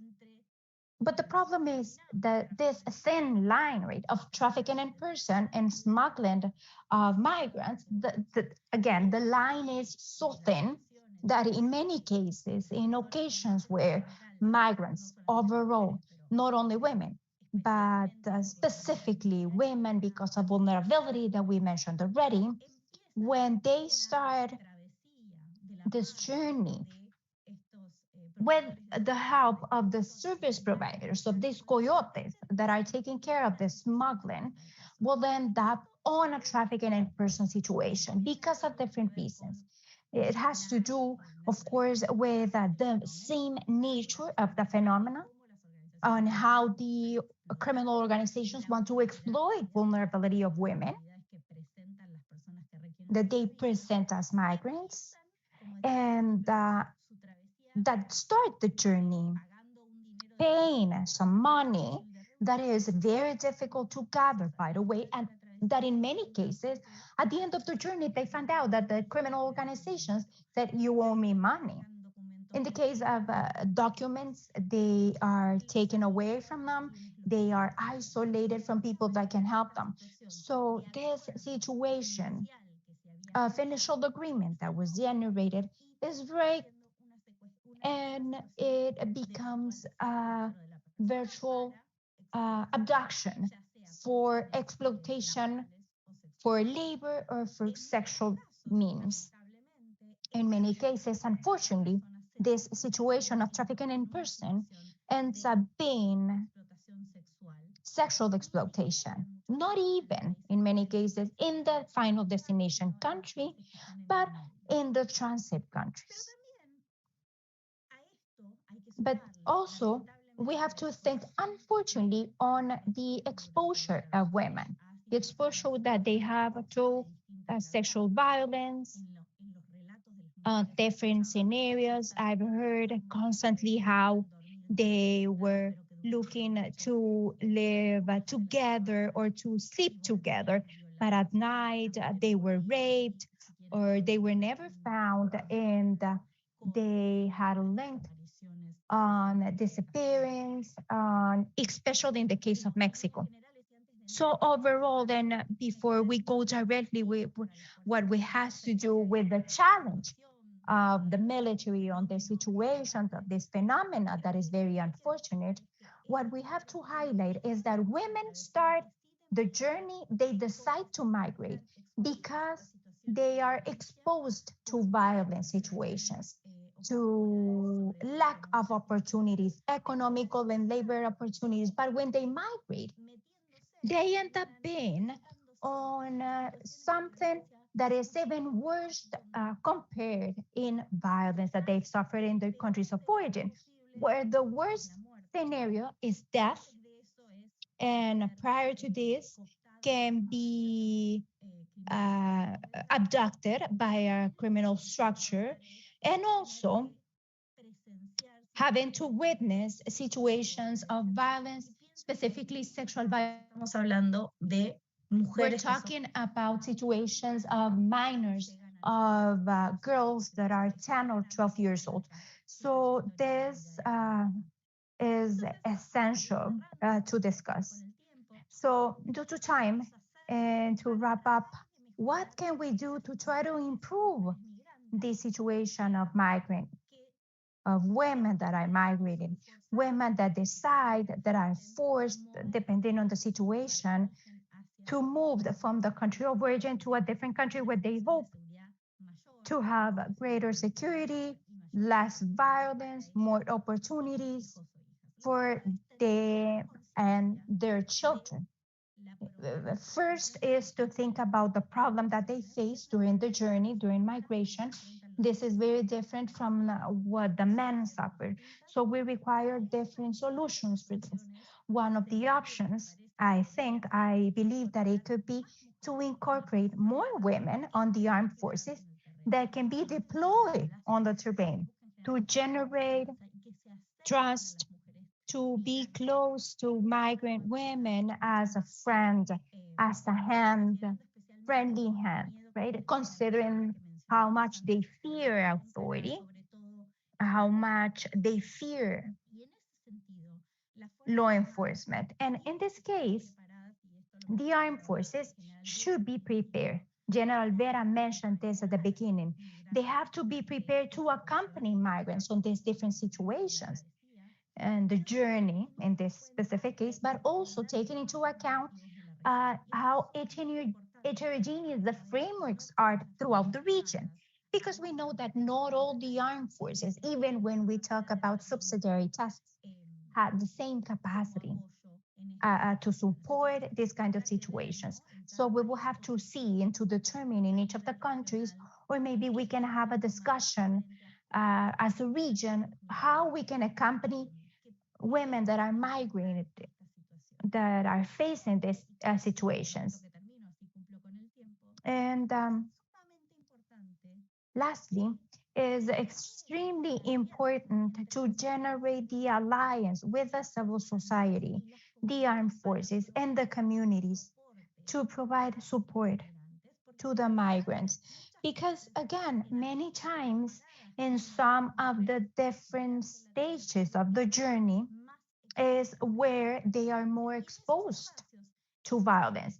And this is where, in these spaces, where these communities can generate a sort of more friendly environment where women can be safer and feel safer. And I believe that the armed forces can perfectly collaborate in generating this link, this rich.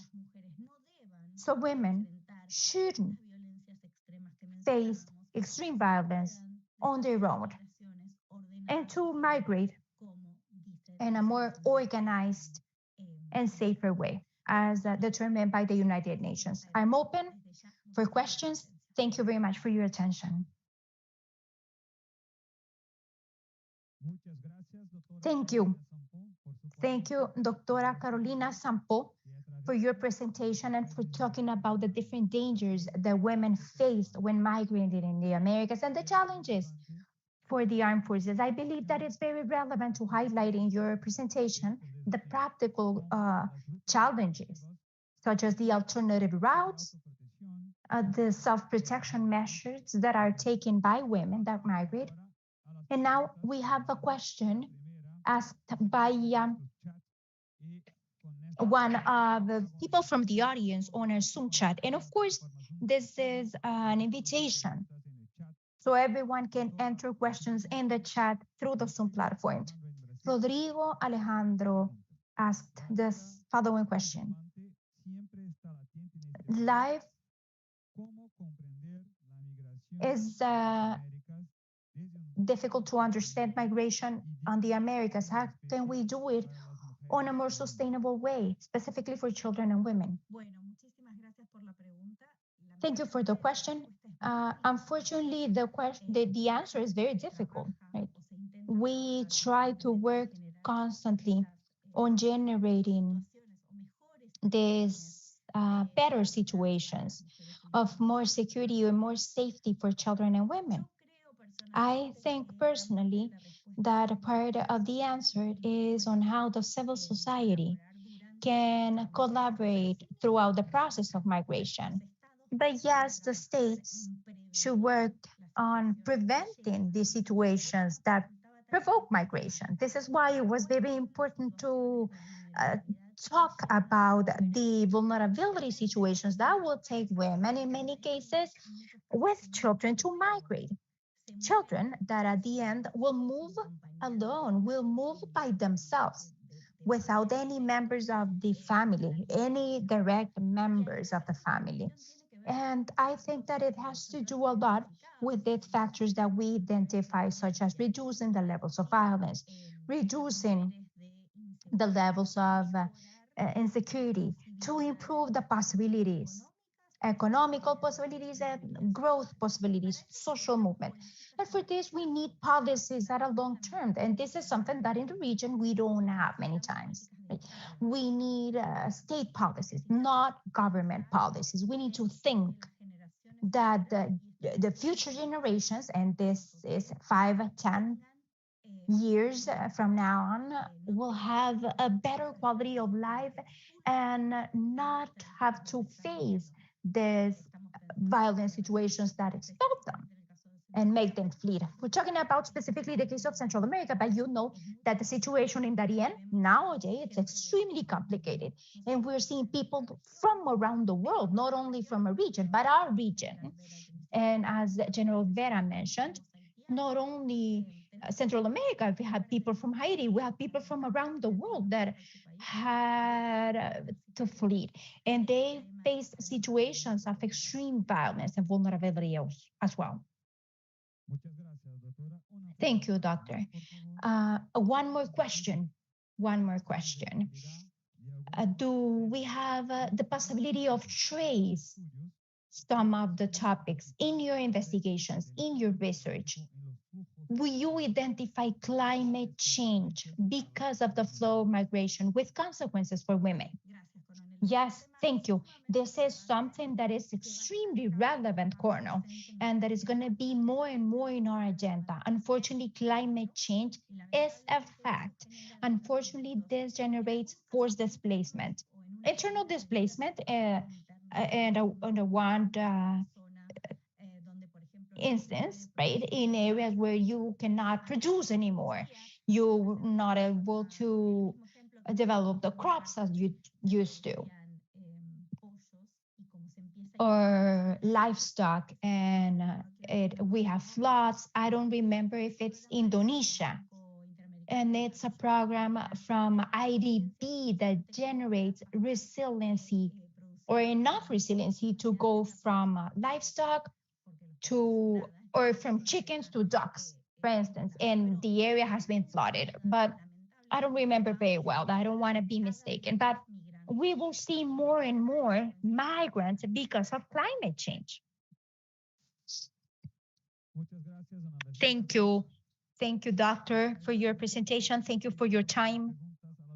Thank you for the questions that you have answered, Dr. Carolina Sampo. We thank you very much.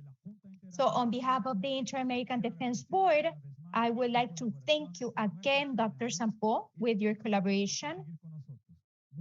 You can continue with us and have a great day.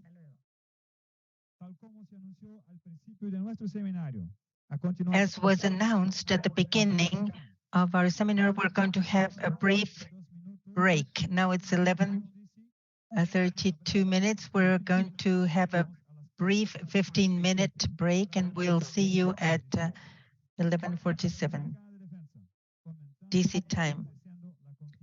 strengthening the trust in the hemisphere.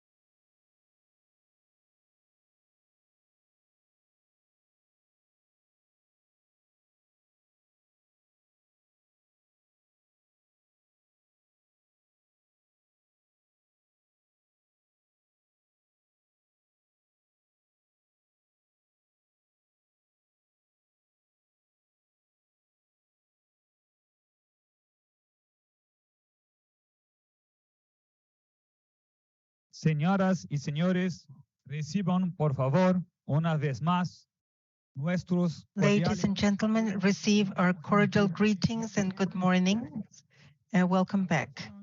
To continue, we're going to have the third and last block of the seminar, lessons learned, experiences and challenges on the actions of the armed forces in support to the control of migration flow in the hemisphere, organized jointly by the IADB and the Center of Strategic Studies of the Army of Peru. Right now,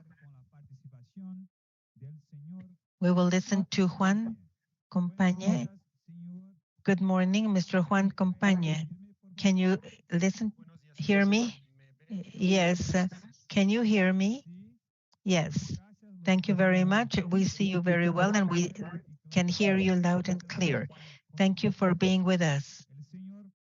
Mr. Juan Compañe will give a presentation on the operational challenges and humanitarian obligations for the armed forces and security forces. He is a delegate of the International Committee of the Red Cross for the armed forces and security. The delegation of Mexico and Central America. He entered the Red Cross in October 2022 and has been colonel of the French gendarmes, and he has a BA in law. During his career between 1999 and 2022, he was in charge of many operational commands and also in public security, and officer of the Joint Chief of Staff, a professor of the Academy of the Civil Guard of Spain, analyst of the National Center of Operations of the Gendarmerie of Colombia, with the extension of competencies to Panama, Costa Rica, and Nicaragua. Advisor of the Mayor Association of France, and his work with the police of Colombia, and he was advising them after the post-conflict. He was decorated by Spain and Colombia, and he is a part of the French Legion of Honor. The floor is yours, sir. Thank you, Colonel, for this summary of my short life. I want to thank your invitation. For me, it is an honor to greet the audience, both face-to-face in Washington and also the virtual audience. Can you see the screen? Yes. Well, for any military to comply with the mission is the greatest challenge, and at the same time the most beautiful one.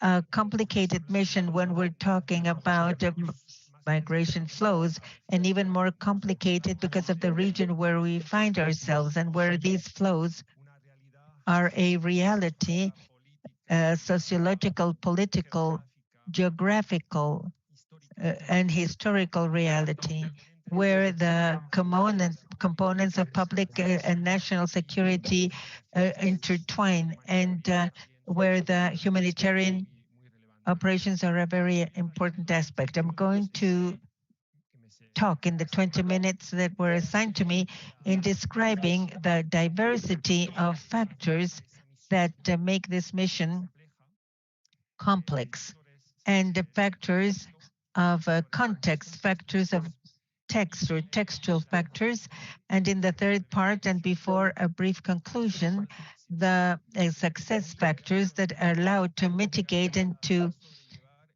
overcome these complexity factors. The first factors, the complexity factors, are the different contexts in which we find ourselves. First of all, and obviously, the human context, where individuals and family groups and human beings dealt together with minors with a level of education that varies, and physical and mental health status that is quite variable as well, and health status that could be provoked or worsened by this migration movement.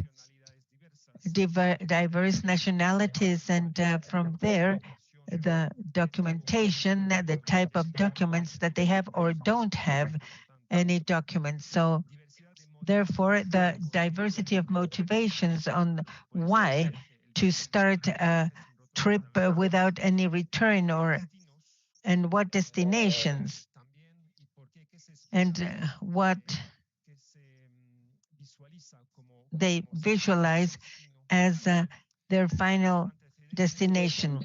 The background is also varied, and some have some criminal status, because in a backpack you can have 10 kilos of cocaine, or pictures, or other issues that could push them to start this trip. And also the diversity of means, how much money, how much cash, or credit cards, or a cell phone, and this tool that is so important and useful for them.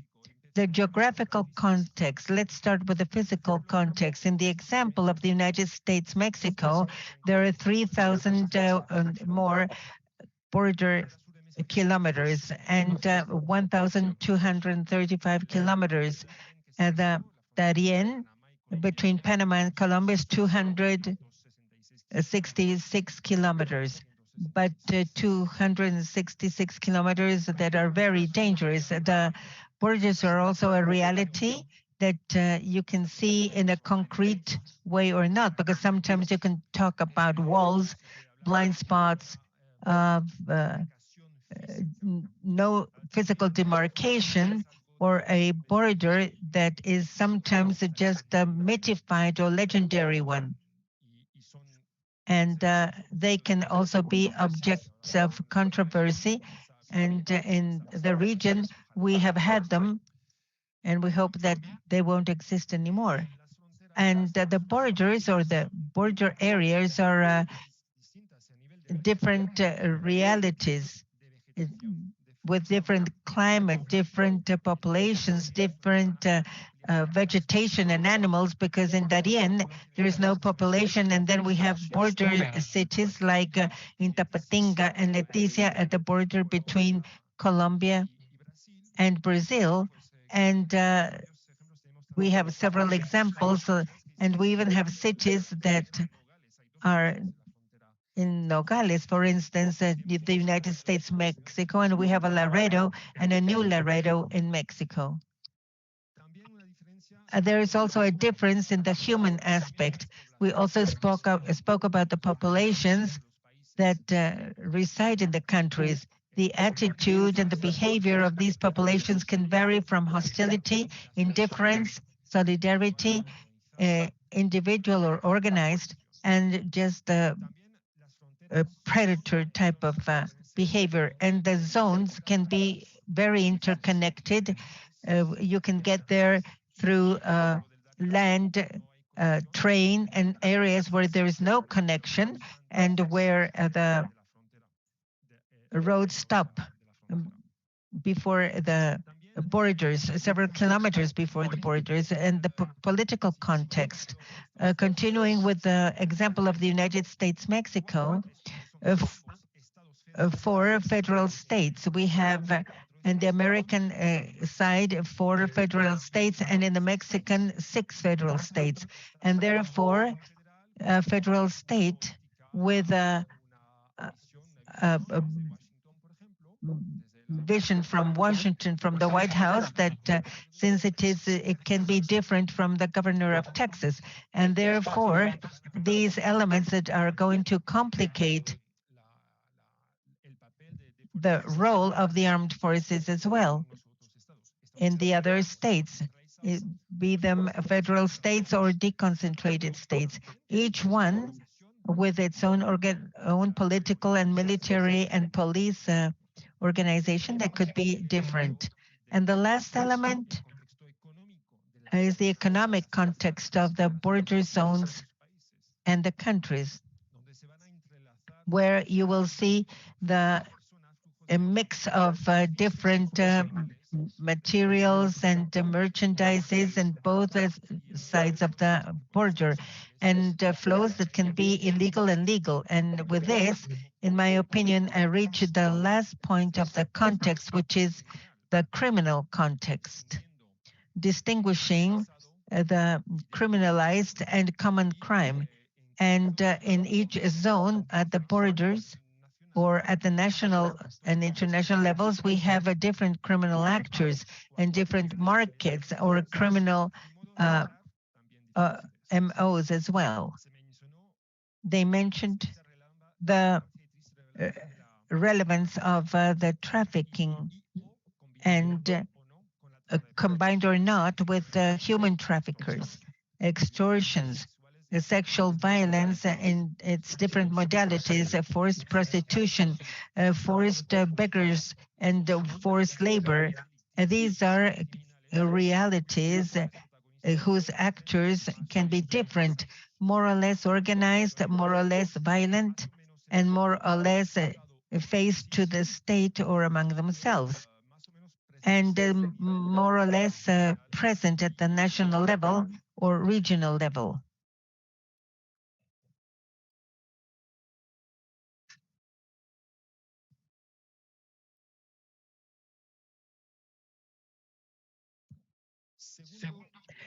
The second large topic of diversity and therefore of complexity at the moment of planning or executing any military operation is the diversity of applicable texts. These can be both national and international, bilateral or multilateral. They can be laws, the Constitution, decrees, regulations, internal decrees for the police or the armed forces, and political ones and strategic political ones, or binding and non-binding. I want to cite here what, for example, joins the United States with Mexico. Mexico adopted this administration, a strategy of public security, and the United States has its own national security strategy, and the bilateral relationship is based on public security for both countries, and both countries signed the Declaration of Los Angeles for the protection in 2022. So therefore, at the political strategical level, we already have, and also at the bilateral level, and at the level of each defense of the countries, we have texts that condition the operations of both military and police, and the policies, like the migration policy. We have texts that are applicable to people, to persons, and that talk about spaces and institutions, and I underline that the interrelationship of these texts and the value of some or others and their introduction in the international law is going to vary and is going to be different, and will condition the mission assigned and the conditions for the execution of this mission assigned to the armed forces. The applicable text to persons, for instance, with regards to refugees, and we have to combine the Convention of Geneva of 51, ratified by different countries. It's a protocol of 1965, ratified or not ratified by several countries in the area.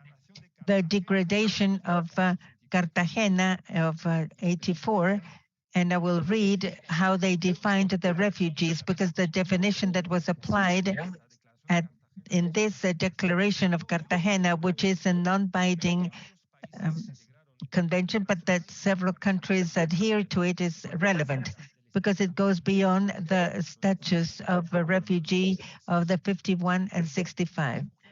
Refugees are all those persons that feel threatened, their life threatened, their security or their freedom threatened due to generalized violence, internal conflict, massive violations to human rights, or other circumstances that have caused the disturbance of the public order. This definition in this continent, in this hemisphere, acquires, in my opinion, even more relevance. At the national level of international texts that I mentioned, for instance, Mexico has 2 laws that apply to this situation, and each country will have 1 or more that will apply to the situation of migrants according to their different statutes. Be they refugees or petitioners of asylum or economic migrants that are pushed by this economic situation of their countries of origin. The intimidation and the law on refugees and its regulations of Mexico. And I want to name another international text, which is the international covenants on the protection of all the migrant workers and their families. So right now, we're not in the distinction of the status of asylum or refugee. And the question and the challenge is, from the general to the soldier, have to distinguish or have this legal distinction, and this is another complexity, but at least this text that I have just mentioned, the protection of all the workers, in Article 16 establishes the protection against any violence, threat, intimidation by officials of the government or groups or institutions. Therefore, this text and many more condition the mission of the armed forces, that they have to combine national security and public security function, and a mission for the effective protection of individuals that enjoy a right established by an international text ratified by several countries and that is effective in various countries.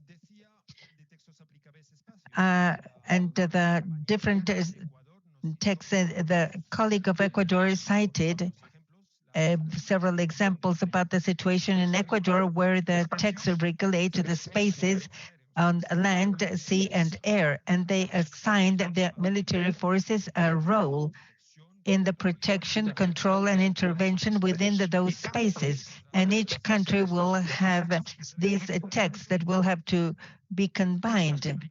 Texts that apply to persons, texts to apply to spaces, and then the combination of one and the other.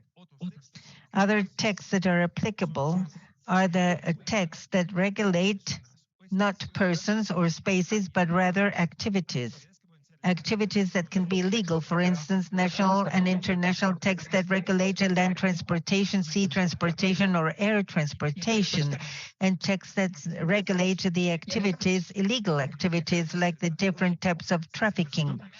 And in the morning, people cited, and I want to cite because it is a founding text, the Convention of the United Nations Against Organized Crime, transnational, and its protocols. That is the Palermo Convention of the year 2000, and 2 of its protocols have to do with our topic. The first one, to repress and especially for women and children against the illegal trafficking of migrants on land, sea, and air.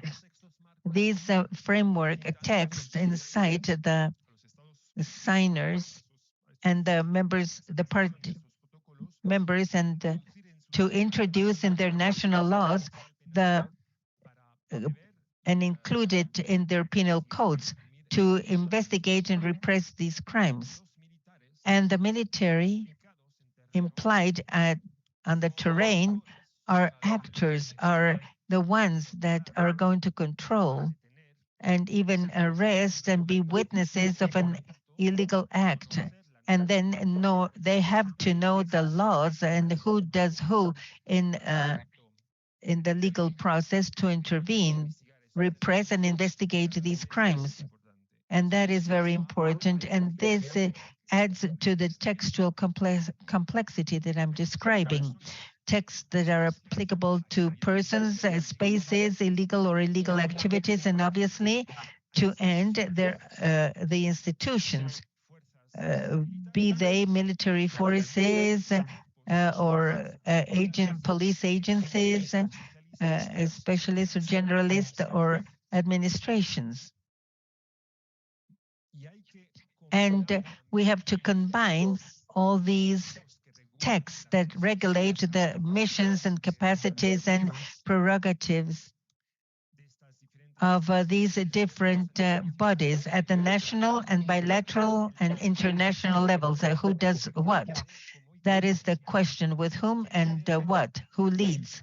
And there's is where we enter into the police and military jargon, who leads, and that is it clearly established in the law. In Mexico, there is an institution for migration, the National Guard at the federal level has 44 missions and prerogatives and 44 attributions. 2 of them cite their role to support the mission of the National Institute for Migration. I read: carry out verification tasks for the prevention of administrative crimes together with the Ministry of Migration, and review the documents to verify their regular stay. Support the insurance of the IMM, and at their request be able to give protection to the migration or facilities. So there is one part that leads the policy or the execution of the migration policy and the laws, and the migration laws in Mexico, which is the institutional organization of Mexico. And at the same time, we have the Mexican militaries that under the presidential decree have to carry out support activities to public security. So we have to combine, as I repeat, this diversity of texts, national, international, that affect persons, spaces, and activities, with the who does what at the institutional level that are not so clear. And these texts are disseminated through the national jurisprudence and the Inter-American Court of Human Rights. It's so difficult. So therefore, for a general and for a soldier, with this diversity of contexts and texts, it is difficult to have the clarity so that the mission can be successful. As the third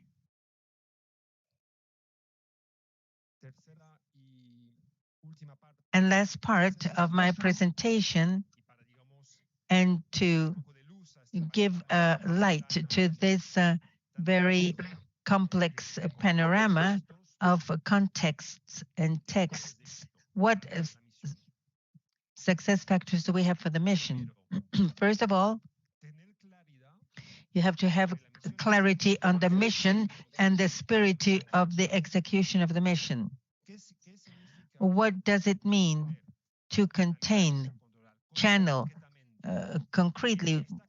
Is it clear in the mind of the general and the soldier on the terrain and the intermediate commands what it means to control? If we keep in mind that no matter what the mission assigned is, we will have to measure the impact in the immediate impact of that mission, as well as its long-term impact on the migrating population and the resident population. What components and what phases does the mission have? Components like if the mission is to control the space, and what does it mean to control? Control is it to delimit and detect the persons that enter or leave or stay in the space, and also detect activities. And this implies to detect and intervene with some technical capacities and force that are adapted to this mission. And let's go back to the context. Jungle, desert, day, night, summer, winter. These components in any case, and in my example of control and surveillance, have to keep in mind both the mission, if it's national or public security, with the different decisions that these centers have in each country, with the respect to the life, physical integrity, dignity, and the goods of the people. In general, of all the persons, and in particular to the persons that are migrating or mobilizing. Therefore, in the same mission, there could be a component of being part of the action, the natural action of the military forces, like control the space to guarantee in the sovereignty of the country. But at the same time, that mission has a component that could be to save a life of a person that is drowning or was bitten by a snake, and give the first aid. And also the difficulty.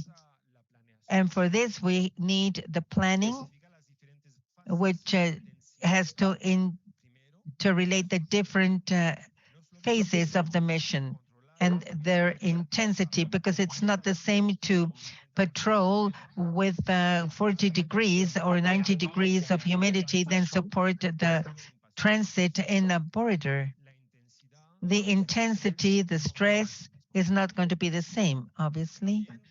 Also, the extensive phases of this peculiar mission extends in time. We send a detachment for 1 day, 1 week in autonomy, or do we send them in a time extension of or space that is quite large, and then you enter the air or navy or air or land mobility? And this, of course, leads that the foot of force dedicated to the mission, what type of unit, what type of components of this unit is going to be a key point of the success of the mission.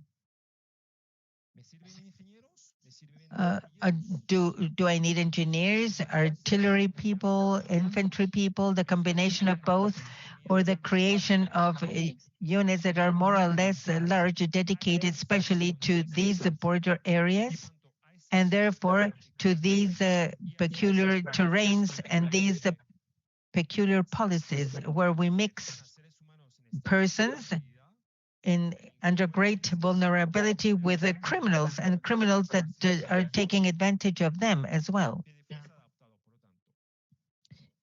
And an adapted force capabilities also, and obviously adapted to this combination of a mission with several variants or several components.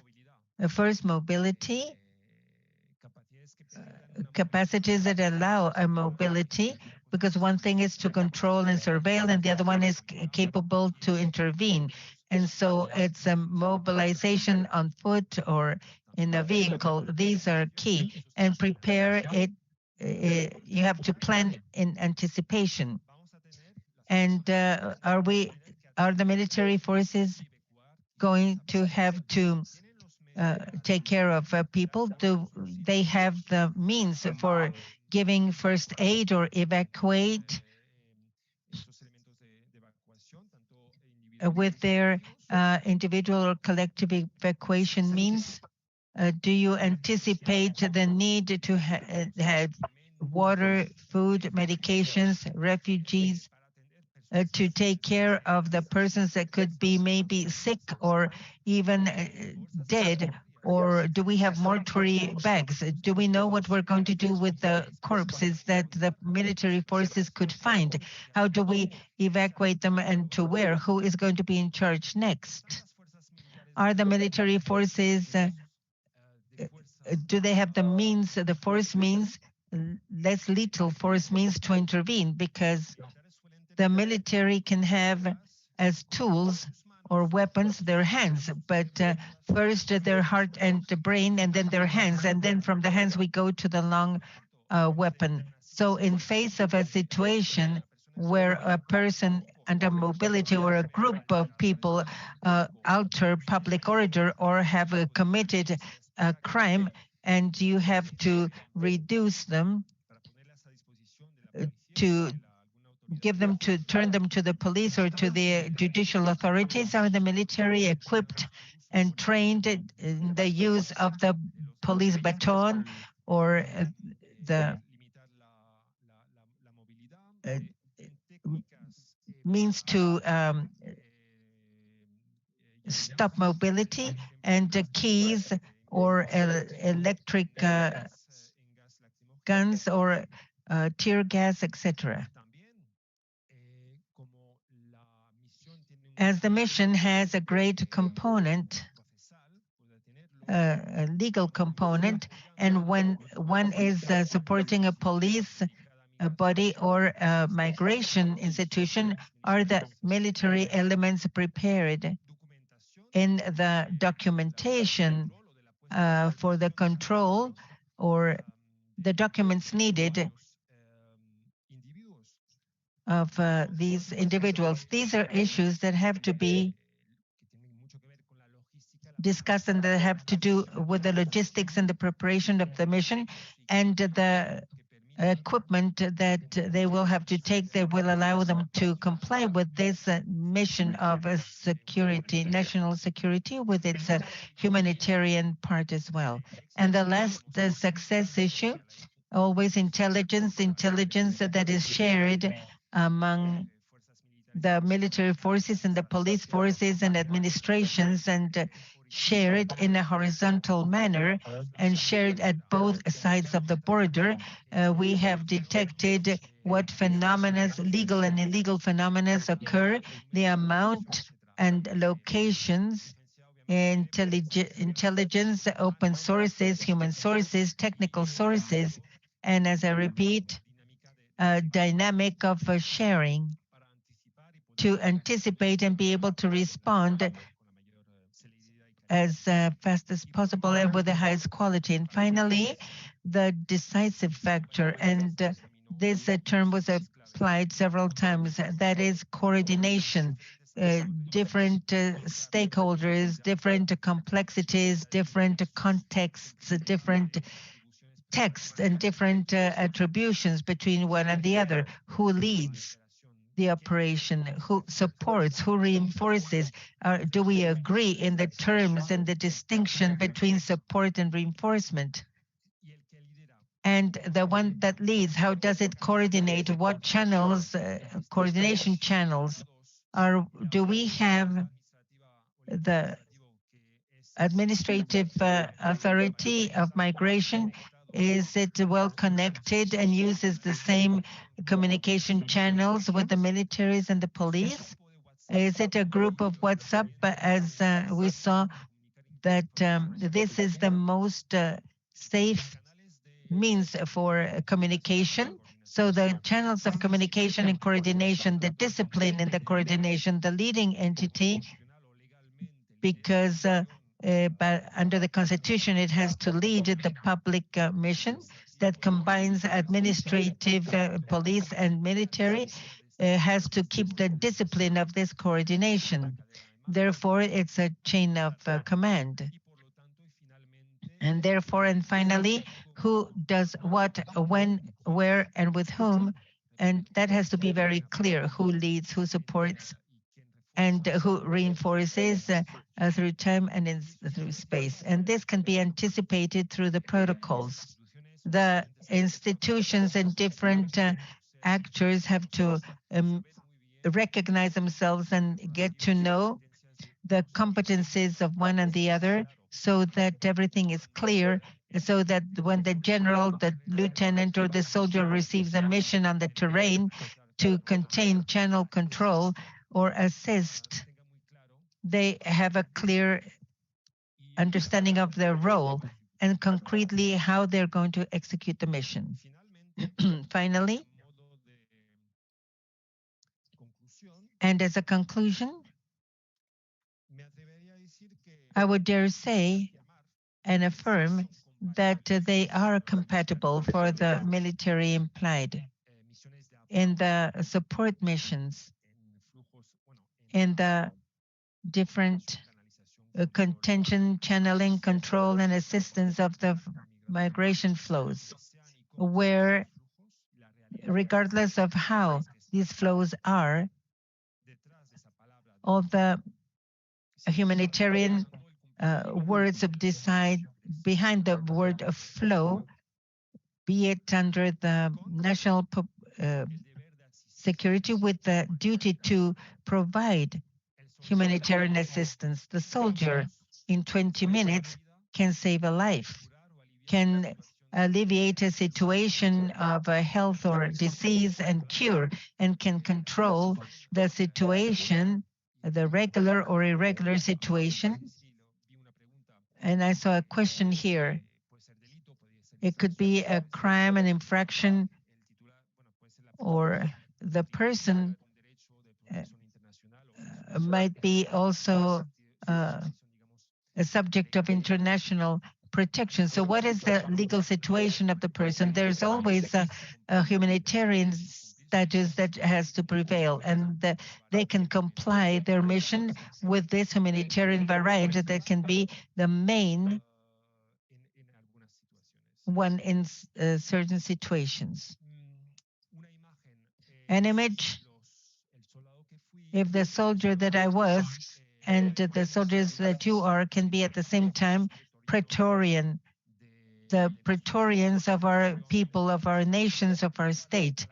But at the same time, if it is compatible to be the Praetorian soldier with the Good Samaritan, the one that can assist and does not consider a migrant an adversary, and it just carries out alleviation in this personal or collective situation, and is willing to use weapons and the force at different levels with the international standards, but basically from the extended hand to the fist. I comply with my mission, and I comply with it taking into account that I comply with it in areas that are complex, in situations that are complex, both legal and illegally, and that I comply them in face of the persons that are vulnerable, fragile, and exposed. So these are situations of vulnerability, and to serve and protect, this is also the police motto, and we can help those. And also the military have this motto in Mexico, where I send you a warm greeting, and to all the region. Thank you for your attention. And now I will answer the questions if there are any. Thank you very much, Mr. Juan Campaña, for your presentation and what we have learned about the operation challenges and the humanitarian obligations for the armed security forces. It is relevant to highlight the diversity of texts that are applicable on the migration phenomena and their consequences on the persons and institutions, both civil and military, involved. Now we're going to see the questions for Juan Campaña. First question. Is there a future evaluation of the International Committee of the Red Cross at the international level or at the regional level on the phenomena of the migration flows. If it does exist, is it increasing or reducing the phenomena with its implications for the armed forces and the security forces? This evaluation of for the Red Cross, it doesn't exist. There are organizations, international organizations like the IOM or the UNHCR, which is one of the UN agencies that is centered on the evaluation and dimensioning of the quantitative and the qualitative migration phenomena, its causes and consequences. So the Red Cross does not have, at the macro level, any instrument to measure these phenomena, but we do have them on the terrain. So if we take care of any situation, be they individual or group, there are examples that illustrate phenomena. For instance, the different nationality or the part of men or women or the part of causes or narratives of the people when they tell us on the terrain why and the how and why they are carrying out this migration project. So we combine this with the two sources, the primary sources, and that is our beneficiaries and on the terrain, the victims or the witnesses with the humanitarian consequences, with the secondary sources like public and private and institutional sources and multilateral sources, the universities and think tanks that allow us to calibrate the situation and orient our means and priorities. Thank you very much, Mr. Juan Compaña, for your response. Unfortunately, we reached the end of your time assigned for questions. In this moment, we give our farewell to Juan Compaña. The Inter-American Defense Board wants to thank you once again for your collaboration, and we invite you to stay with us. Thank you very much. En este momento, pasamos a contar con la presentación del Teniente Coronel Roberto Marroquín Ávila, del Ejército We del now have the presentation Teniente Coronel Marroquín. of Roberto Marroquín Ávila from Mexico. Good morning. Can you hear me? Yes, I can hear you. We hear you very well, and we can also see you very well. Tenant Marroquín was on the third session of operations of the Joint Task Forces, and he's been on different operational units of the Mexican Army.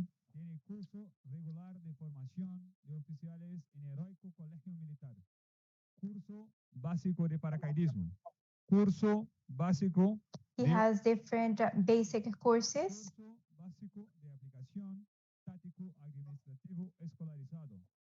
Curso de mando Estado Mayor General y curso de entrenamiento móvil de inteligencia táctica.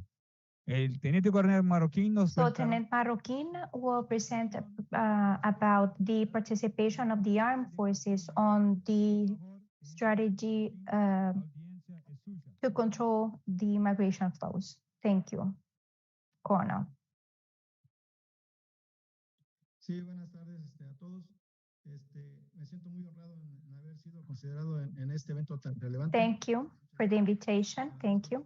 La participación y mi reconocimiento a los ponentes antecesores, muy buena su intervención. Very good presentations. On this morning, I will start by saying that migration is a scenario for illegal activities such as abduction, drug trafficking, trafficking in person, smuggling. So from the perspective of the risks of migration, we can mention social stability, after a combination with xenophobia and lack of integration. The demographic structure consistent on the rate of mortality.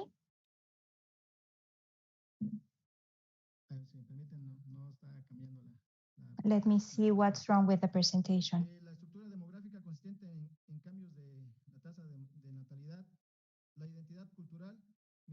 Cultural identity. La seguridad social y estado de bienestar percibida desde la demanda de servicios de salud y otros. And the health systems, along with some other budgets that we have for new demands. Por el aumento de los niveles de criminalidad, de redes criminales, trata y tráfico de seres humanos.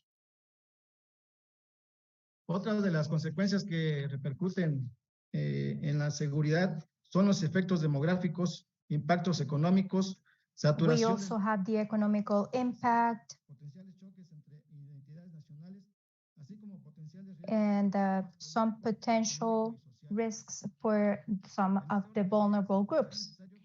So it's necessary that for the strategy, we'll take into account civil protection, organized crime, drug trafficking, ecological or environmental protection, terrorism, and different diseases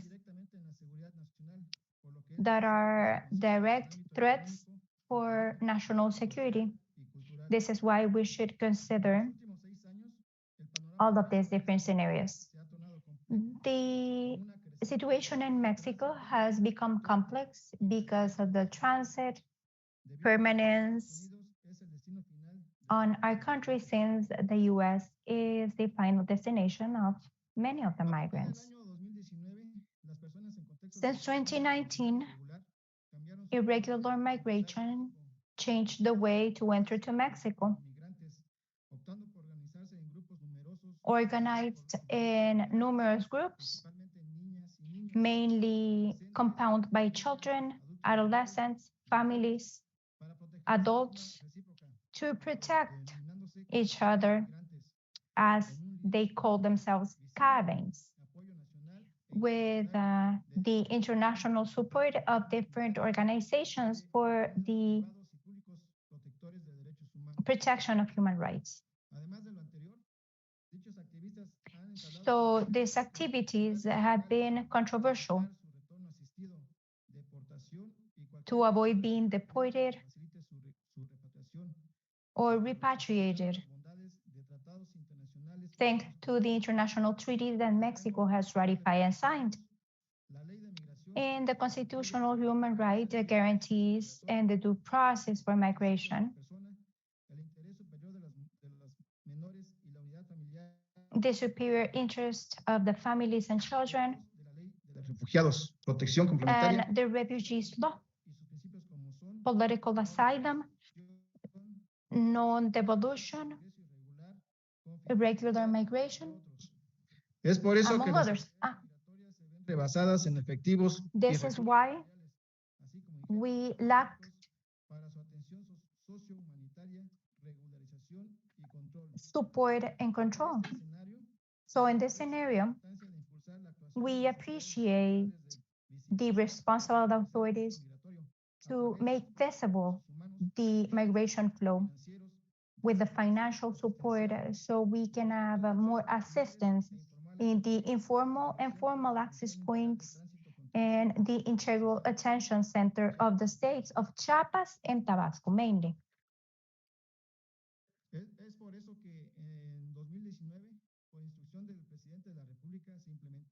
This is why we implemented the projects in both borders, south and north,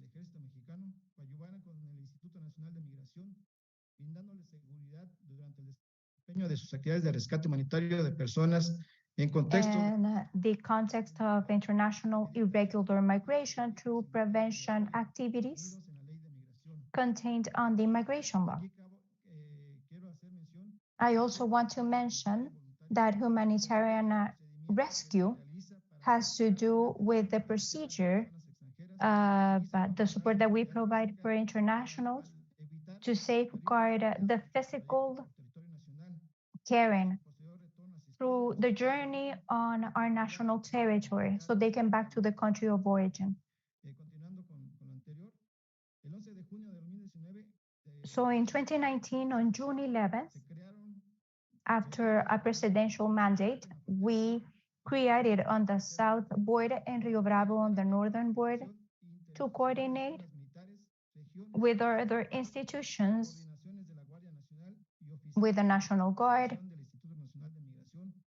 and the Immigration Office for humanitarian rescue of migrants so we could control and reduce the immigration flow that is coming to our country and it's moving throughout the territory to reach the final destination of the US.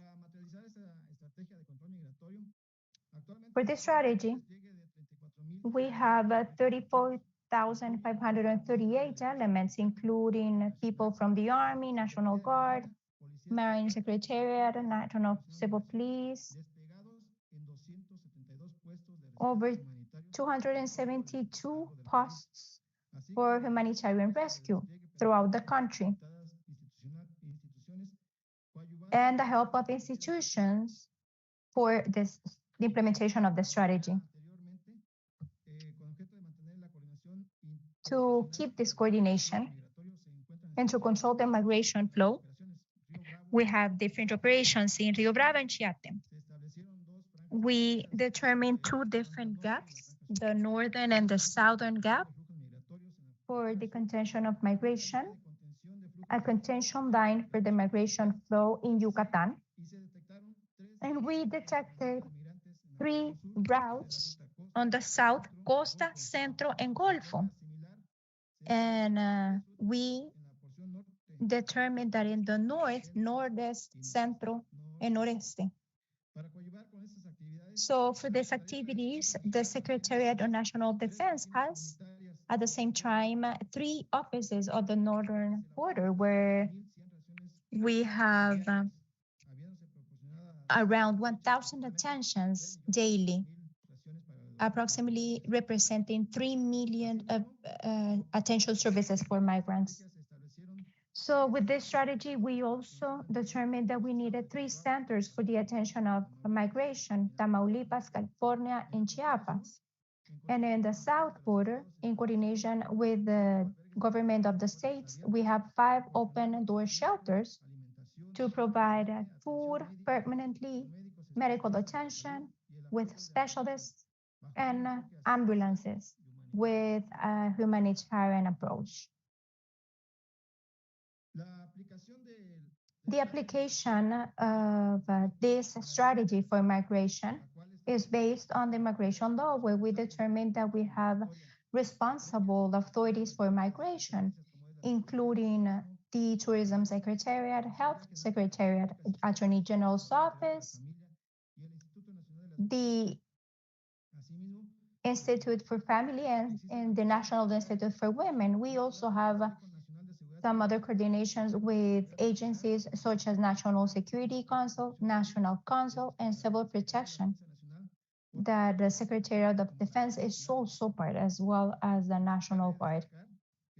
It's important to highlight that the strategy has its main end to have more governability, mainly in the south border, to regulate the massive flow with strict rule of law and human rights, to promote development through social policies, economical and cultural policies, so we can give an answer to the problem through cooperation with neighboring countries for international responses. We have identified social actions, security, environmental actions as well, generate the dynamic economy, disseminate the risks of illegal migration, awareness raising campaigns on neighboring countries, and to continue with a strategy to avoid promoting the caravans, to make sure that the terrestrial and maritime roads are safe. As part of the cooperation activities, we also have as a priority to guarantee the safety of people on international mobility during the time that they spend on the territory with humanitarian and attention response, so we can administrate in agreement with the migration law.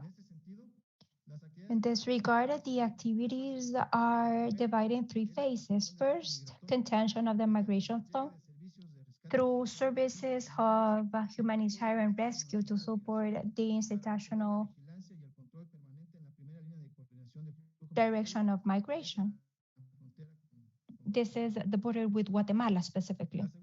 The second phase is humanitarian rescue of migrants, that is wanting to rescue and to provide assistance so the migrants can return to the country of origin safely. The third phase is humanitarian rescue of migrants in the country, but mainly the ones who are on different vehicles prior to crossing the third line of contention. And it's important to highlight that the Defense Secretariat, Marine Secretariat, and National Guard are not migration authorities. So they are only wanting to prevent crimes and to support the Migration Institute. So basically it's to guarantee the security of migrants so they cannot face more threats while they transit the country. So this is one of the 5 missions guaranteeing internal security. So under the perspective of the irregular migration and transnational crime, including trafficking in person, abduction, extortion of migrants, forced disappearance, integrity of people, among others. This constitutes the first sword for the criminal structures and behaviors that will configure organized crime. Regarding the coordination at a federal level, after the meeting of the Security Cabinet, we determined boards to comply with the migration law that we have ratified in different international agreements, such as the New York Declaration for Migrants and Refugees that was signed in September 2016, and the Safety Migration Pact adopted in Marruecos 2018. So at the operational level, the operation coordinators will meet frequently with the authorities of the 3 levels of the government according to the law of use of force and the migration law, refugee protection, and political asylum that are in force. And extraordinarily when needed. On the other hand, we have permanent communication with the authorities of the U.S., Guatemala, through the mechanisms of cooperation that are the official channels to exchange information about the migration flows and for the activities coinciding in the borders.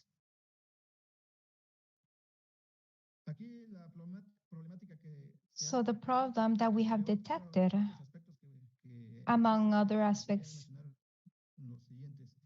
are the following.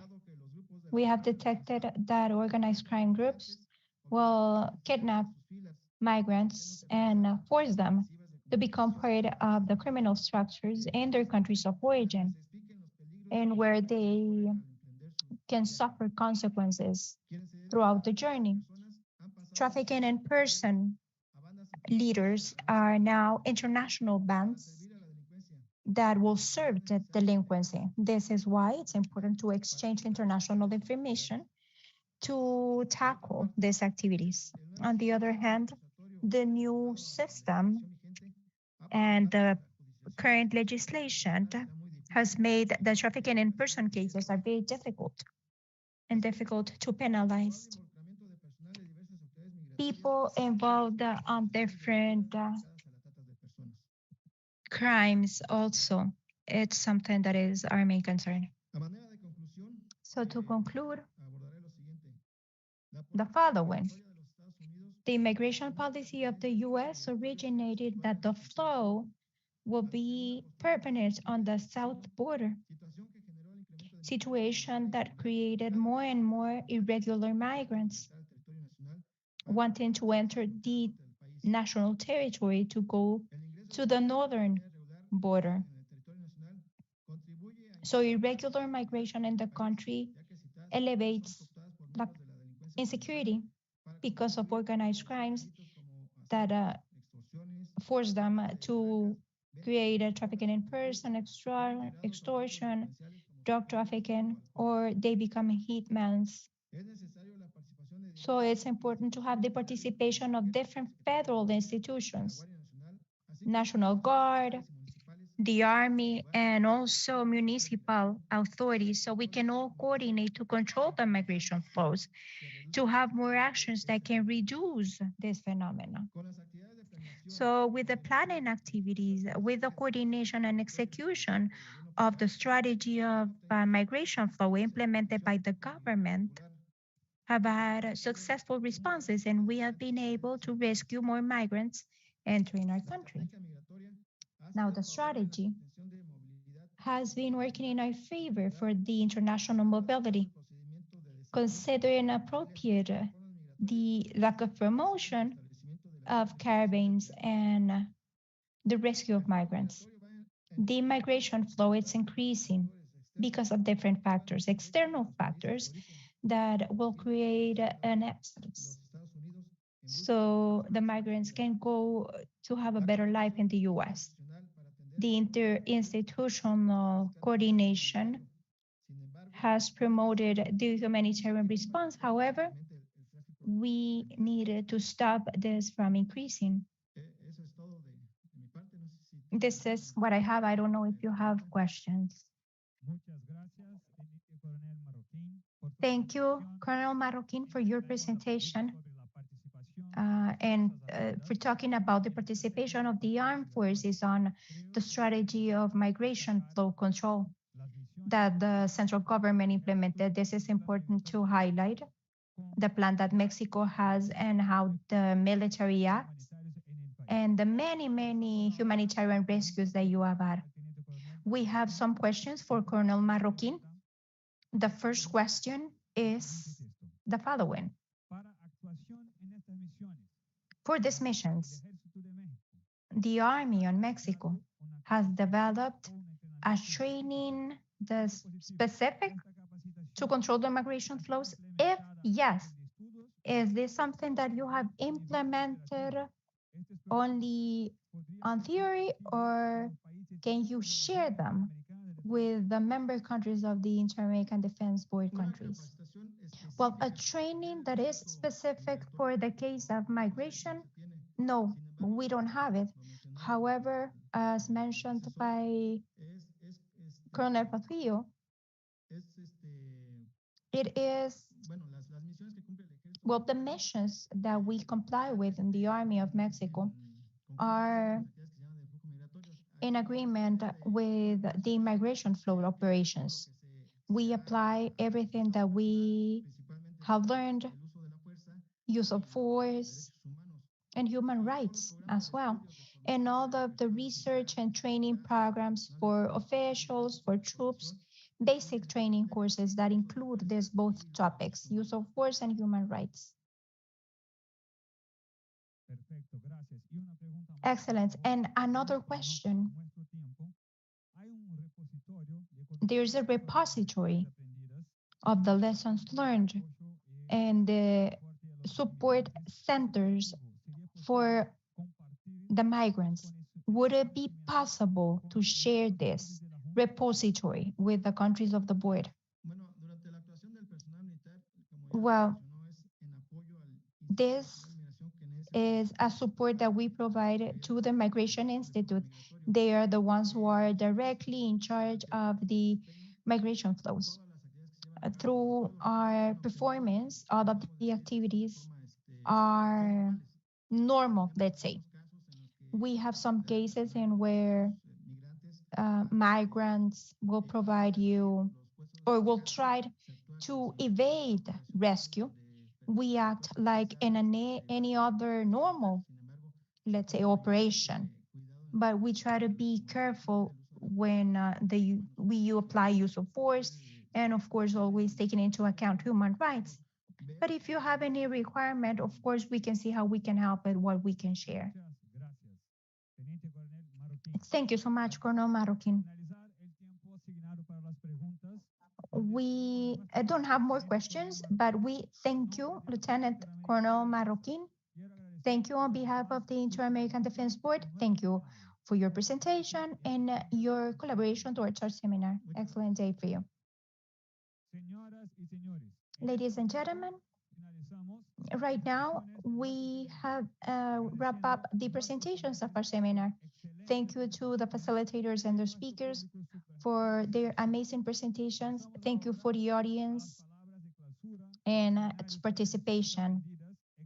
And we are now going to have the closing remarks on the seminar Support on the Hemisphere towards the Immigration Flows, organized by the Strategic Studies of the Army of Peru and the Inter-American Defense Board. For this, we have Porfirio Fuentes Fuentes, General Director of the Inter-American Defense Board Secretariat.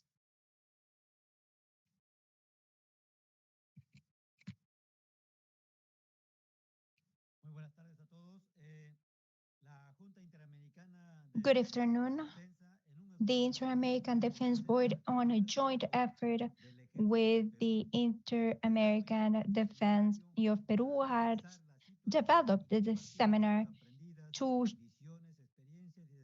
share lessons, challenges about the migration flows that we currently have on the hemisphere, so we can make better decisions towards the participation of the armed forces to support the control of this displacement. What we have been witnessing this morning in this room of the Council of Delegates and all of the audience that follow through our Zoom platform virtually, we have been very lucky and we have benefited from the seminar because of all of the knowledge that now we have and how we have reflected about the factors of the phenomena.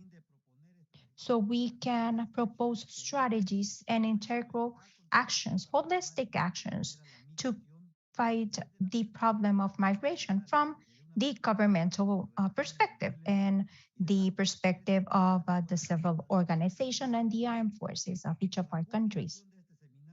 So the Inter-American Defense Board now will strengthen the commitment towards trust and cooperation with the institutions and governments of the Americas and the Caribbean to build a safer tomorrow, along with the United Nations and OAS for the development of the countries.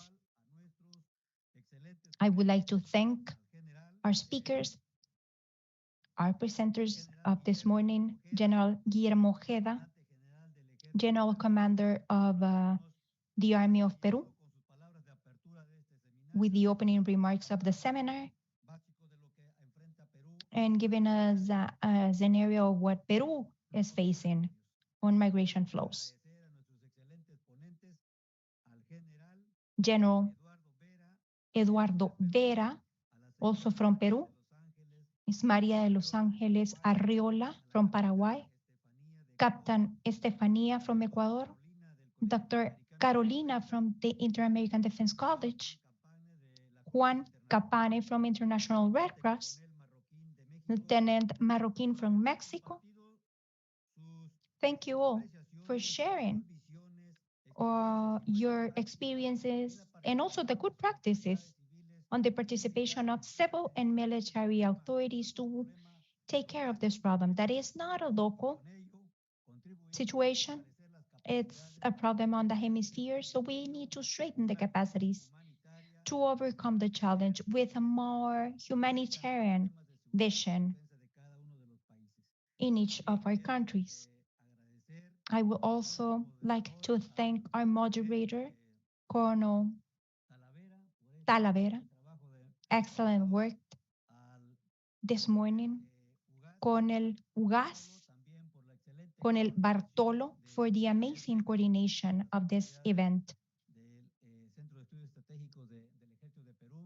From the Peru Army, delegates that have been kind enough to share with us this morning this space.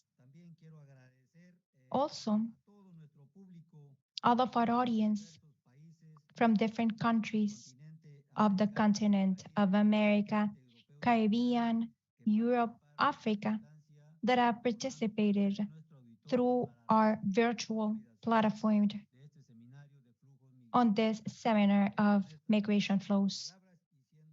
So with these remarks, and now being 13 hours Washington time, we conclude the seminar, and I wish you all an excellent day. Thank you so much.